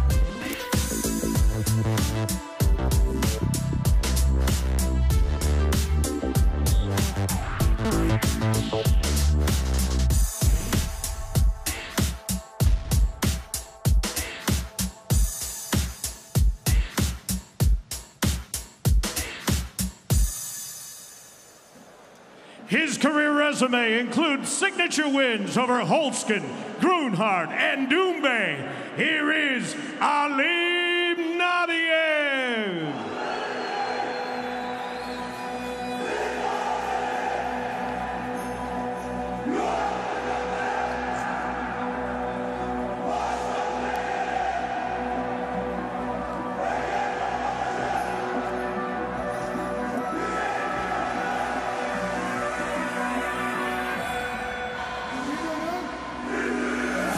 Professor Alim Nabijev has truly traveled the world already, mostly for his sport, but also he was born in the Republic of Georgia to parents from Azerbaijan, who then moved to Ukraine, where he spent most of his formative years, then moved to Moscow to begin training, and now he's in the Netherlands training with the same crew that Rico Verhoeven's with. Yeah, and you can see he kind of stole his walkout, kind of rushing down the ring like that, so he's motivated, he's excited, and he's got some good hops.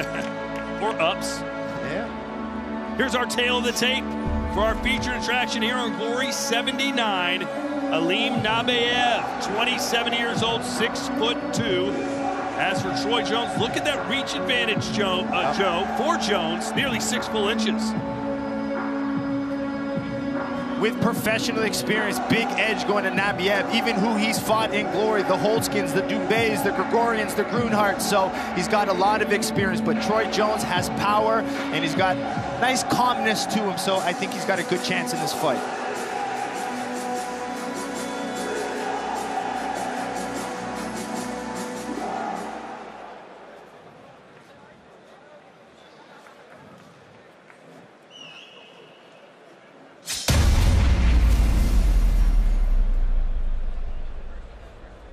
The Glory 79 main event of the evening truly is a battle of East versus West.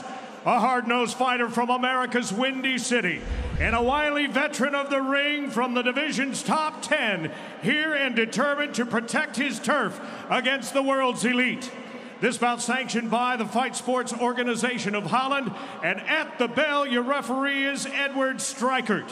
For those with us live inside Helredome here in Arnhem, to Glory fans watching around the world, it's time for Glory!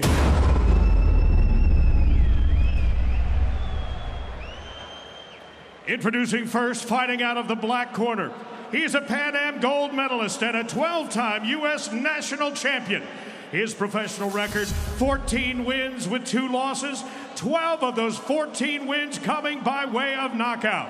He stands 6 feet 1 inch tall, 1.85 meters, and he weighed in at an even 169 pounds, 76.8 kilos. Fighting tonight out of Brooklyn Park, Minnesota, by way of Chicago, Illinois, here comes Trouble, Troy Jones.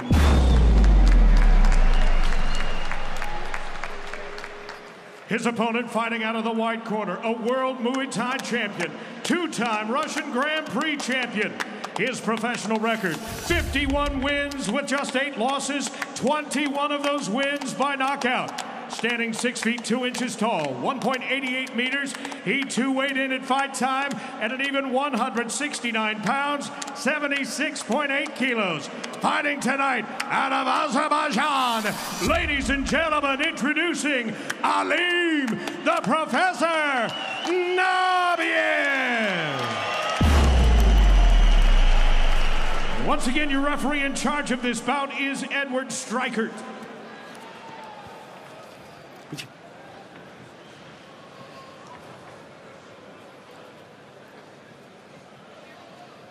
Okay, guys, listen. 3 rounds of 3 minutes. You know the rules. Any questions? No question. Protect yourselves all the time. Touch gloves if you want.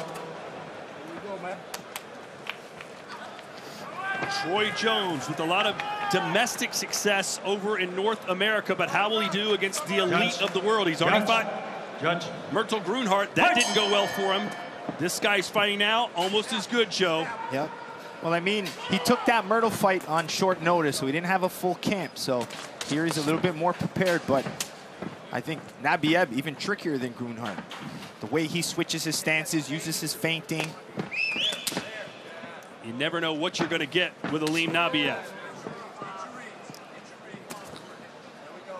I'd like to say hello to Cedric Doumbé, who I'm sure is watching down in France right now. No love lost between him and Nabiev.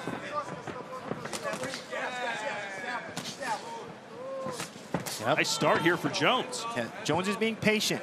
He's trying to find that power, use his straight punches. He feels the advantage for him is athleticism. Good right hand there for Troy. Maybe he has more power.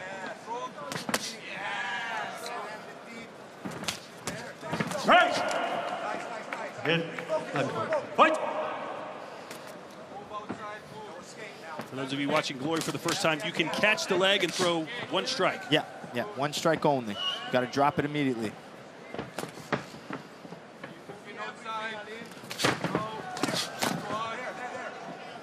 You can see the power difference.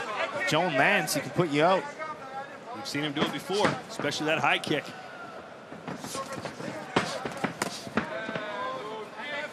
Nabiev right now processing all the information. We've seen the greats in boxing do that as well. The Terrence Crawfords of the world. They look into what they're seeing, calculate, and then they come out like gangbusters in the 2nd and 3rd rounds. Ooh, good right hand by Jones. There's another one. Buckled the knees a little second for Alim Nabijev.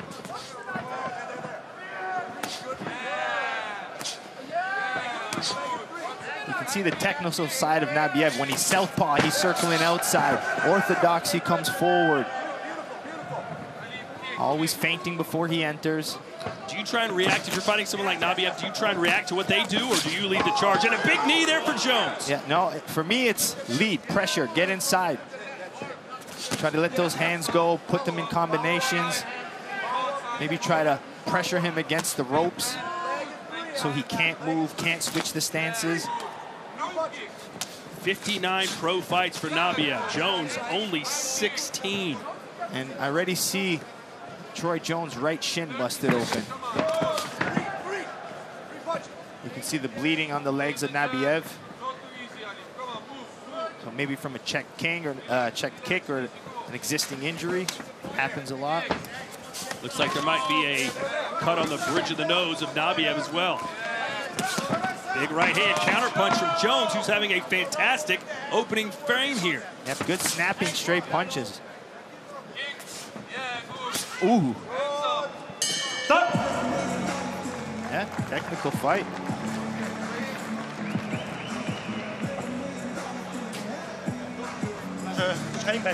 Great first round so far. Alim Nabijev has got to use his experience. He's been in here with the best. He's got to use his tricks and his feinting to get inside and the stance switching. But he's got to put a little bit more sting and power to try to slow Jones down right now.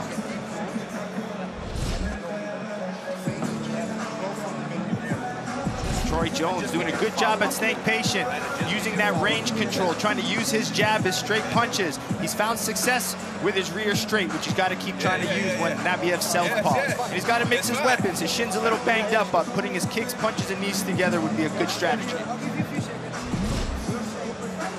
fine. You can knock him out with your right hand. That's what's going to happen.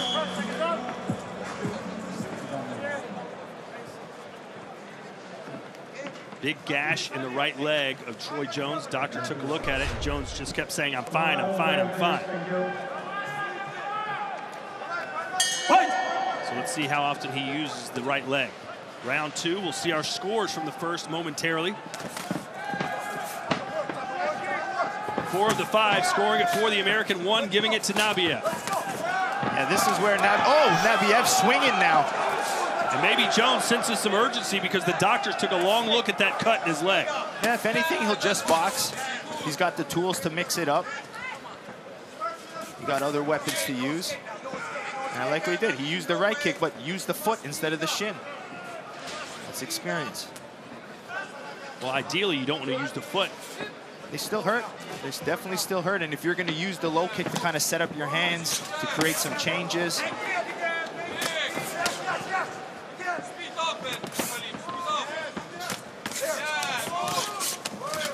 Nabiyev definitely wanting to stay in the pocket more in the second. Yeah, I think he realizes he's got to win this second round. Yeah, he was waiting a little too long in that first. Straight right hand again for Jones. Jones is catching him when he's coming in. I mean, even as a counter, he's staying tight and then countering right at the end. Good left to the gut there. Well, not that he's got a gut, but a shot to the belly from Alim Nabijev.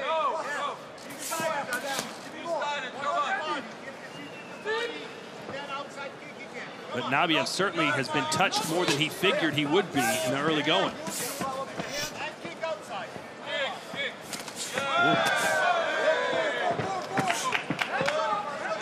Jones didn't even flinch from that spinning back. Oh, and he caught him clean there with the left-handed Nabijev. Jones fighting back, though.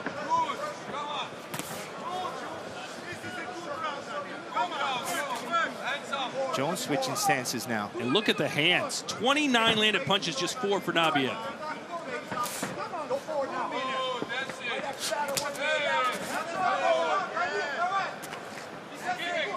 Joe, you're from Canada. North American fighters sometimes get a bad rap over here in the Netherlands. Yeah, they don't. A lot of times we don't get the respect because we don't have the experience or the big fight leagues. But when we come over, we make some noise. We've had a couple Canadian champions. We've had, you know, Tiffany Van Soest come in there. A lot of big names from the U.S. We're making. We're there. We're there. They'll respect us one day. Well, Jones earning Nabiev's respect so far, although the man from Azerbaijan having a better second round. Yep, he's pressuring more, going for the win. Listen, when there's a break, stop. Speed up, speed up. 20 seconds. Let's go. Let's go. Spinning back fist, he's tried that several times in this fight. Yeah, usually when he creates the space, the exit, he knows Jones is going to come forward, so it's a good strike. Oh, they both threw bombs and got nothing but air.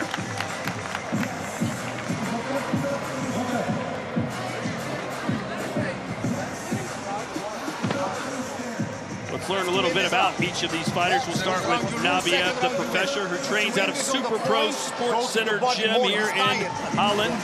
Dennis Crowell is the trainer for Nabijev as well as for Benjamin Adegbuyi and for Rico Verhoeven. Oh, that's a bad one. You could almost see the bone through that. Damn, because even in that round, I saw Troy Jones looking down at it. But his nickname is Trouble, but that shin's in trouble right now. His signature strikes, that cross is landing well. His kicks can't use too well, but he's staying in there, using his hands, and, you know, could have even easily taken that second round as well. But that's a deep cut on that shin.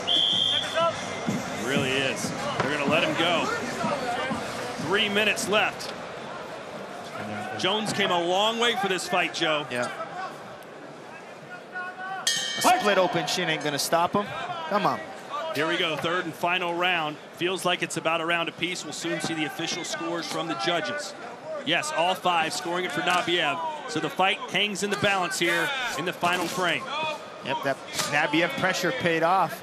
Coming forward, putting punches in combination.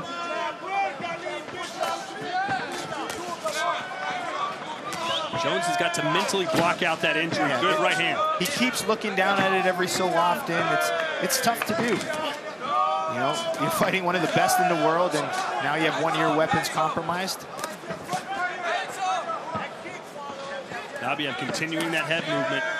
So tough to pin him down. Ooh, that one smacked across the glove. They got the face, but a straight left for Jones. Oh, counter left or counter right again there for Jones. And if you know a fighter's not going to throw a lot of kicks, Joe, how do you take advantage? Well, you can maybe use feints, kick the leg yourself. You know, he's not going to block with that shin, so kind of leaves the leg open for you. Right hand again for Jones. Nabijev's got it back in the corner. Jones maybe fading a little bit.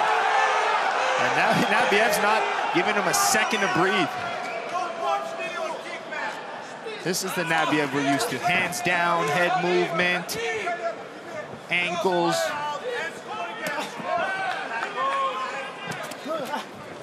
Jones's output has slowed down dramatically.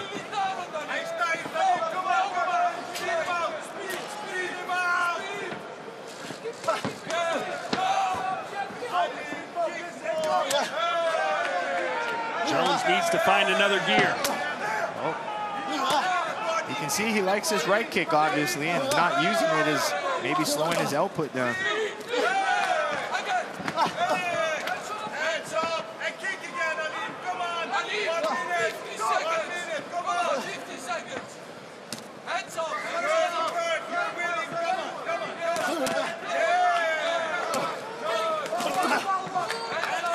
Jones a little unsteady. How can, when your bone's about to stick out of your right leg, how do you blame him?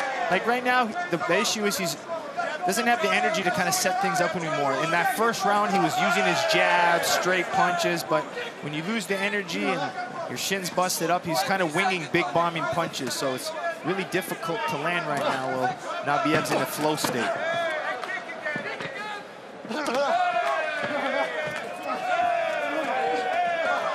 Well, it's Nabiev's round for sure. 10 seconds to go. Does Jones have one less Hail Mary shot in him? There's a knee.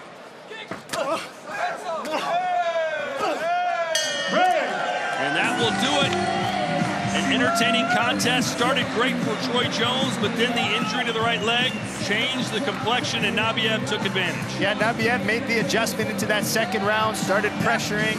You know, kind of a smart move. He knew that Jones was a power puncher, good knockouts on his record, so first round patient, feel the distance out, and then rounds 2 and 3, that pressure was just a little too much for Jones. But all credit, that shin, man, I'm telling you, it's a big factor. They'll continue to work on the leg as we await the decision. You'll hear it when we do.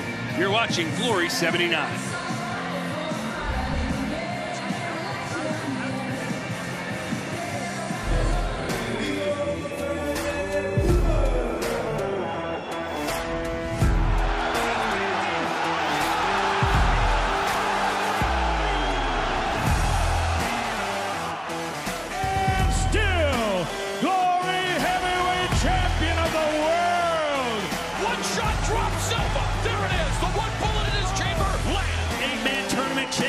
Jamal bin Sadiq. He knocked him down! Jamal bin Sadiq! I was still a youngster. I made a mistake, got hit, dropped. The king still reigns supreme. It's 1-1. I want to fight Rico again. Boss right now. You know, I'm the king of the jungle, and if he wants it, try and come and get it, baby. I'm the Goliath, man. I know I can do this.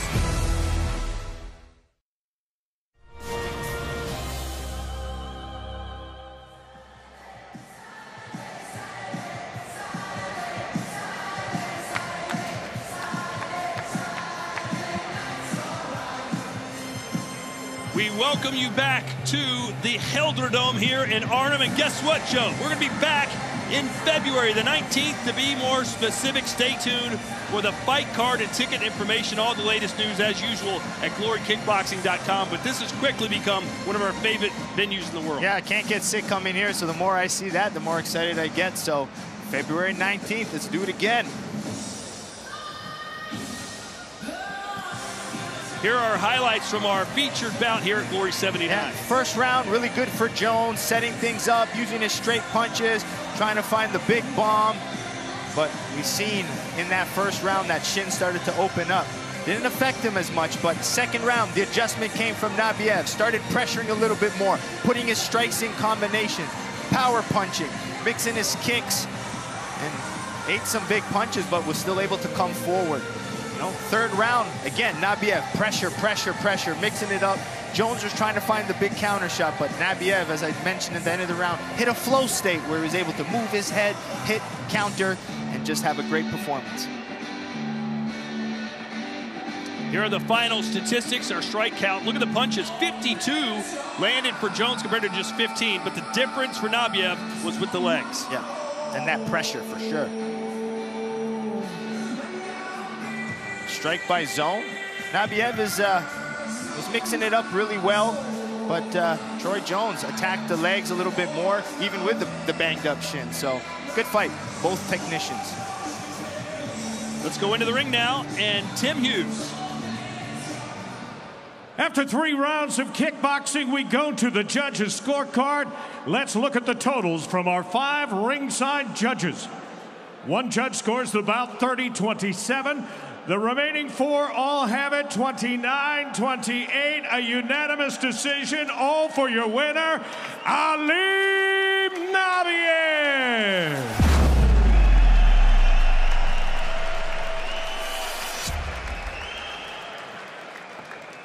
Nabiyev's showing thanks and appreciation to Troy Jones, who will wonder, what if I didn't get that injury?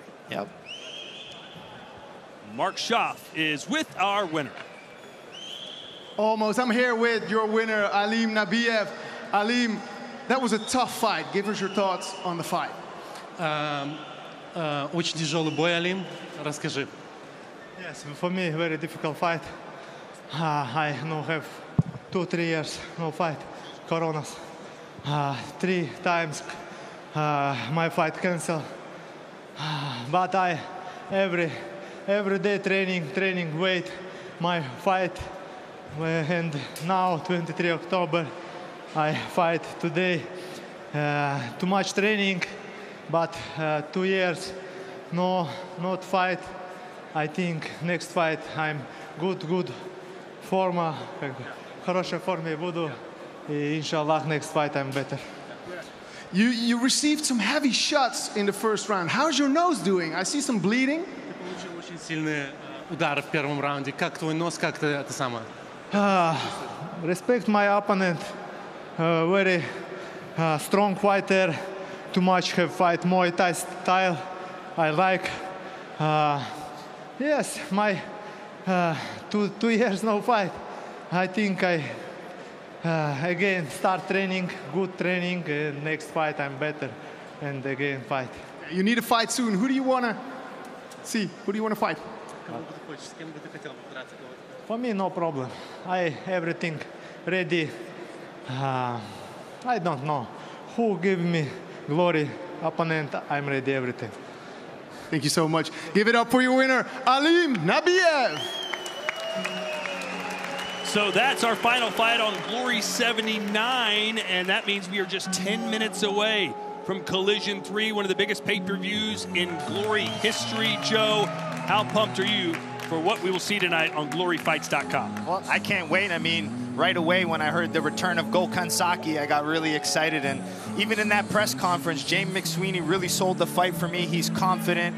You know, watching some of his fights, he's got good head kicks. So I think we're in for a really good fight there. But that heavyweight fight, that trilogy is everything. That's right. It's 1-1 Jamal bin Sadiq knocking out Rico Verhoeven in his pro debut. Yeah.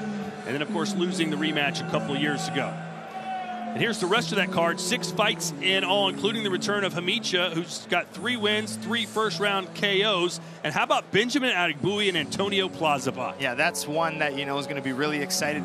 Adegbuyi, nice and long, efficient. Plazibat, just all destruction, all power coming forward. And he's coming, both of these guys are coming off big, impressive wins. You know, Adegbuyi beating Badr Hari, and we just saw Plazibat knock out Tariq Kababes. Don't sleep on Michael Duke versus John King right out of the gates as well. How about tonight? We'll jump back into our highlights. We start with Stoyan Koprivlenski and Bruno Gazani. Yep, the fight was about Gazani trying to close the pressure, get inside, use his hands, but Stoyan looked sharp, mixed his levels really well, and ultimately got his win. And then the solo knockout, we've seen it, what a KO it was. Yeah, Serkan Özçağlayan came out just like a man on a mission, found an early nice, boom, left hand, and then ended up getting the finish, putting his punches in combinations. And then this one here, the featherweight belt, one of the most technical rematches we have seen, and Ulyanov did what he had to do, improved his boxing, was first, created good angles, and good knees down the middle. So Ulyanov's happy now that he got that win back. So 4 fights down tonight here at the Helder Dome, 6 to go, Joe. And you mentioned Gokhan Saki. All the hype, all the press, all the noise about his return, but James McSweeney, his opponent, sat back a little bit, and then yesterday at the weigh-in, the press conference came to life and was trash-talking Saki. He thinks he should be the favorite. He says Saki's in no condition to fight someone of his caliber. Yeah, and I mean, he was making some good points, and I mean, he's a really mental kind of fighter. You can see how much experience he has. McSweeney has fought in every single big organization, recently bare-knuckle fighting and all this stuff, so he's not intimidated at all. So expect him to do some really good things being confident. Yeah, in the heavyweight division, he feels that Saki should go down to light heavyweight. And yet Saki says, listen, I like to hit the big guys. It makes me happy to see them fall to the ground. He promises a KO victory over that man right there, James McSweeney, tonight. How does he get it, Joe? Well, Saki is known for inside power and combinations. Once he gets inside, unloads body shots, uppercuts, overhands. He was nicknamed Turkish Tyson for a reason. He's got big bombs in his hands, and when he puts them in combinations, one of his most famous ones against Daniel Geet, an 18-punch combination. The man's, once he gets going, is really hard to stop. Yeah, we haven't seen him this big in a long time. He's coming off of 2 fights in the UFC, but he says kickboxing is his first love. He has over 100 wins in the sport. How do you expect him to look being away from the sport for so long? Well, I think this is his love, and even when he fought in the UFC, I mean, he had to make some adjustments, he said, but the main thing he said was that little adjustments I made in that little UFC time is just going to help me be a better kickboxing, managing distance, so we're going to have to see. Are we crazy, Remy Bonjasky and Mark? We think James McSweeney's got a shot to beat Gokhan Saki tonight. Well, you never know, and we will see as Glory Collision 3 is approaching. But we're having a blast on Glory 79. It was a great event, huh? Yeah, it was already, and I'm looking forward to what's coming up next. I heard Todd talking about Gokhan Saki. He's one of my K1 brothers, so I'm really looking forward to that. He's a special guy. He's been knocking out people with his 18-punch combo, so I'm looking forward to that. Yeah, what stood out for you on Glory 79? Well, Serkan. He made a fantastic debut. He was knocking people out within 1 minute, so that's a great debut. Yeah, Serkan did it for me. And what did you think of Troy Jones? Your favorite pick? Well, it was my favorite pick, but he had a cut on his right leg, and that was unfortunate for him. But, you know, that happens in the sport. Injuries happen. Was unfortunate. Unfortunate. We're getting ready for Collision 3. Back to you, Todd. Well, that certainly was unfortunate, but fortunately for us, Joe, we are only 5 minutes away from Glory Collision 3. You can buy it right now on gloryfights.com. Joe, I'm going to put you on the spot. I know you hate this. Who's your pick in our main event tonight, and why? Is it Jamal bin Saddik or Rico Verhoeven? Well, if I'm having to pick, I mean, the betting, I'm going to say Rico Verhoeven has the advantage going into it. I think the way he composes himself, the way he knows how to fight in these big fights, I think he's going to be able to, similar to the last fight. My prediction is going to look similar to the last fight. Jamal with big power early, Rico takes over in the later parts of the fight. You know, there's some questions, I'm not the one questioning, there's some questions about maybe Rico's chin. You saw Badr Hari, when they fought last, drop Rico twice. We've never seen that before. Can Jamal do the same thing? Yes, he can. He definitely, when he touches you, he can put you out, but Rico gets back up, he gets stronger. And even in that fight, when he got dropped by Badr twice, he started picking up, and it was going to almost maybe turn the other way. So that's who Rico Verhoeven is. He's a fighter, so much on the line for him. We have a stadium full for him, so he's not going to stay down. And Gokhan Saki in the co-main event, making his return to kickboxing after about a 6-year absence. He took this fight on 2 weeks' notice, Joe. That is a lot of pressure to put on yourself when you're someone that fans come to see knock somebody out, not just win. Yeah, but he's been training at Mike's gym. You know, you had Jamal bin Saddik training there, Donaghy Abena, Sergey Adamchuk. So the whole team was pumped. They're moving. They were training really hard. So being in that atmosphere probably made him get in shape really quickly. All right, let's show you all the fights that you will be seeing tonight on Glory Collision 3. A total of 6. We mentioned our main event and the co-main. 4 other fights as well, which we'll see in just a minute. But do indeed go to gloryfights.com right now. 3 minutes and 20 seconds away. You can purchase it and stream it from anywhere in the world beginning at 2 p.m. Eastern Time. There's your heavyweight championship. The trilogy will be determined tonight. Rico versus Jamal and Gokhan Saki versus James McSweeney is our co-main event. And then 4 other fights, including Hamicha Joe. He's the #1 ranked welterweight in the world. We just really haven't seen him against top-level competition because of injuries, scheduling issues. He's got Samuel Dabili in there tonight. How does he win?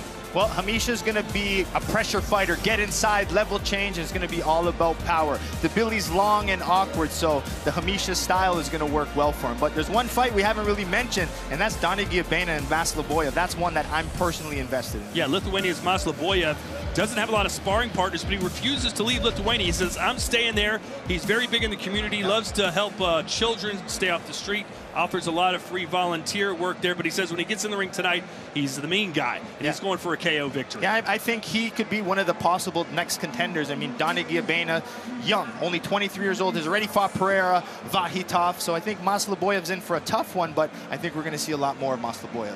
And I tell you what, the fight I'm most excited about has to be Benjamin Adegbuyi versus Antonio Plazibat. We know what Adegbuyi can do. He blasted out Badr Hari.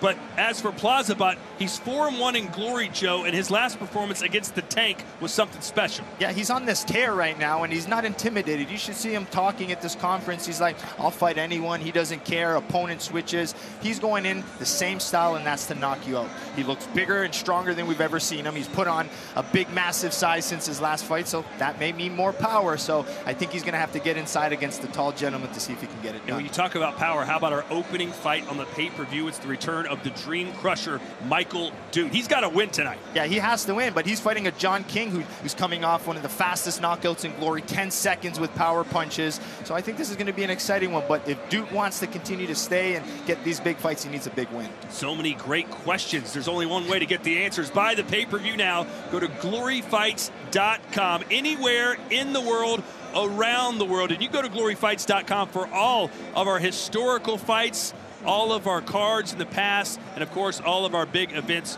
going forward. It's Glory Collision 3 coming your way in less than a minute.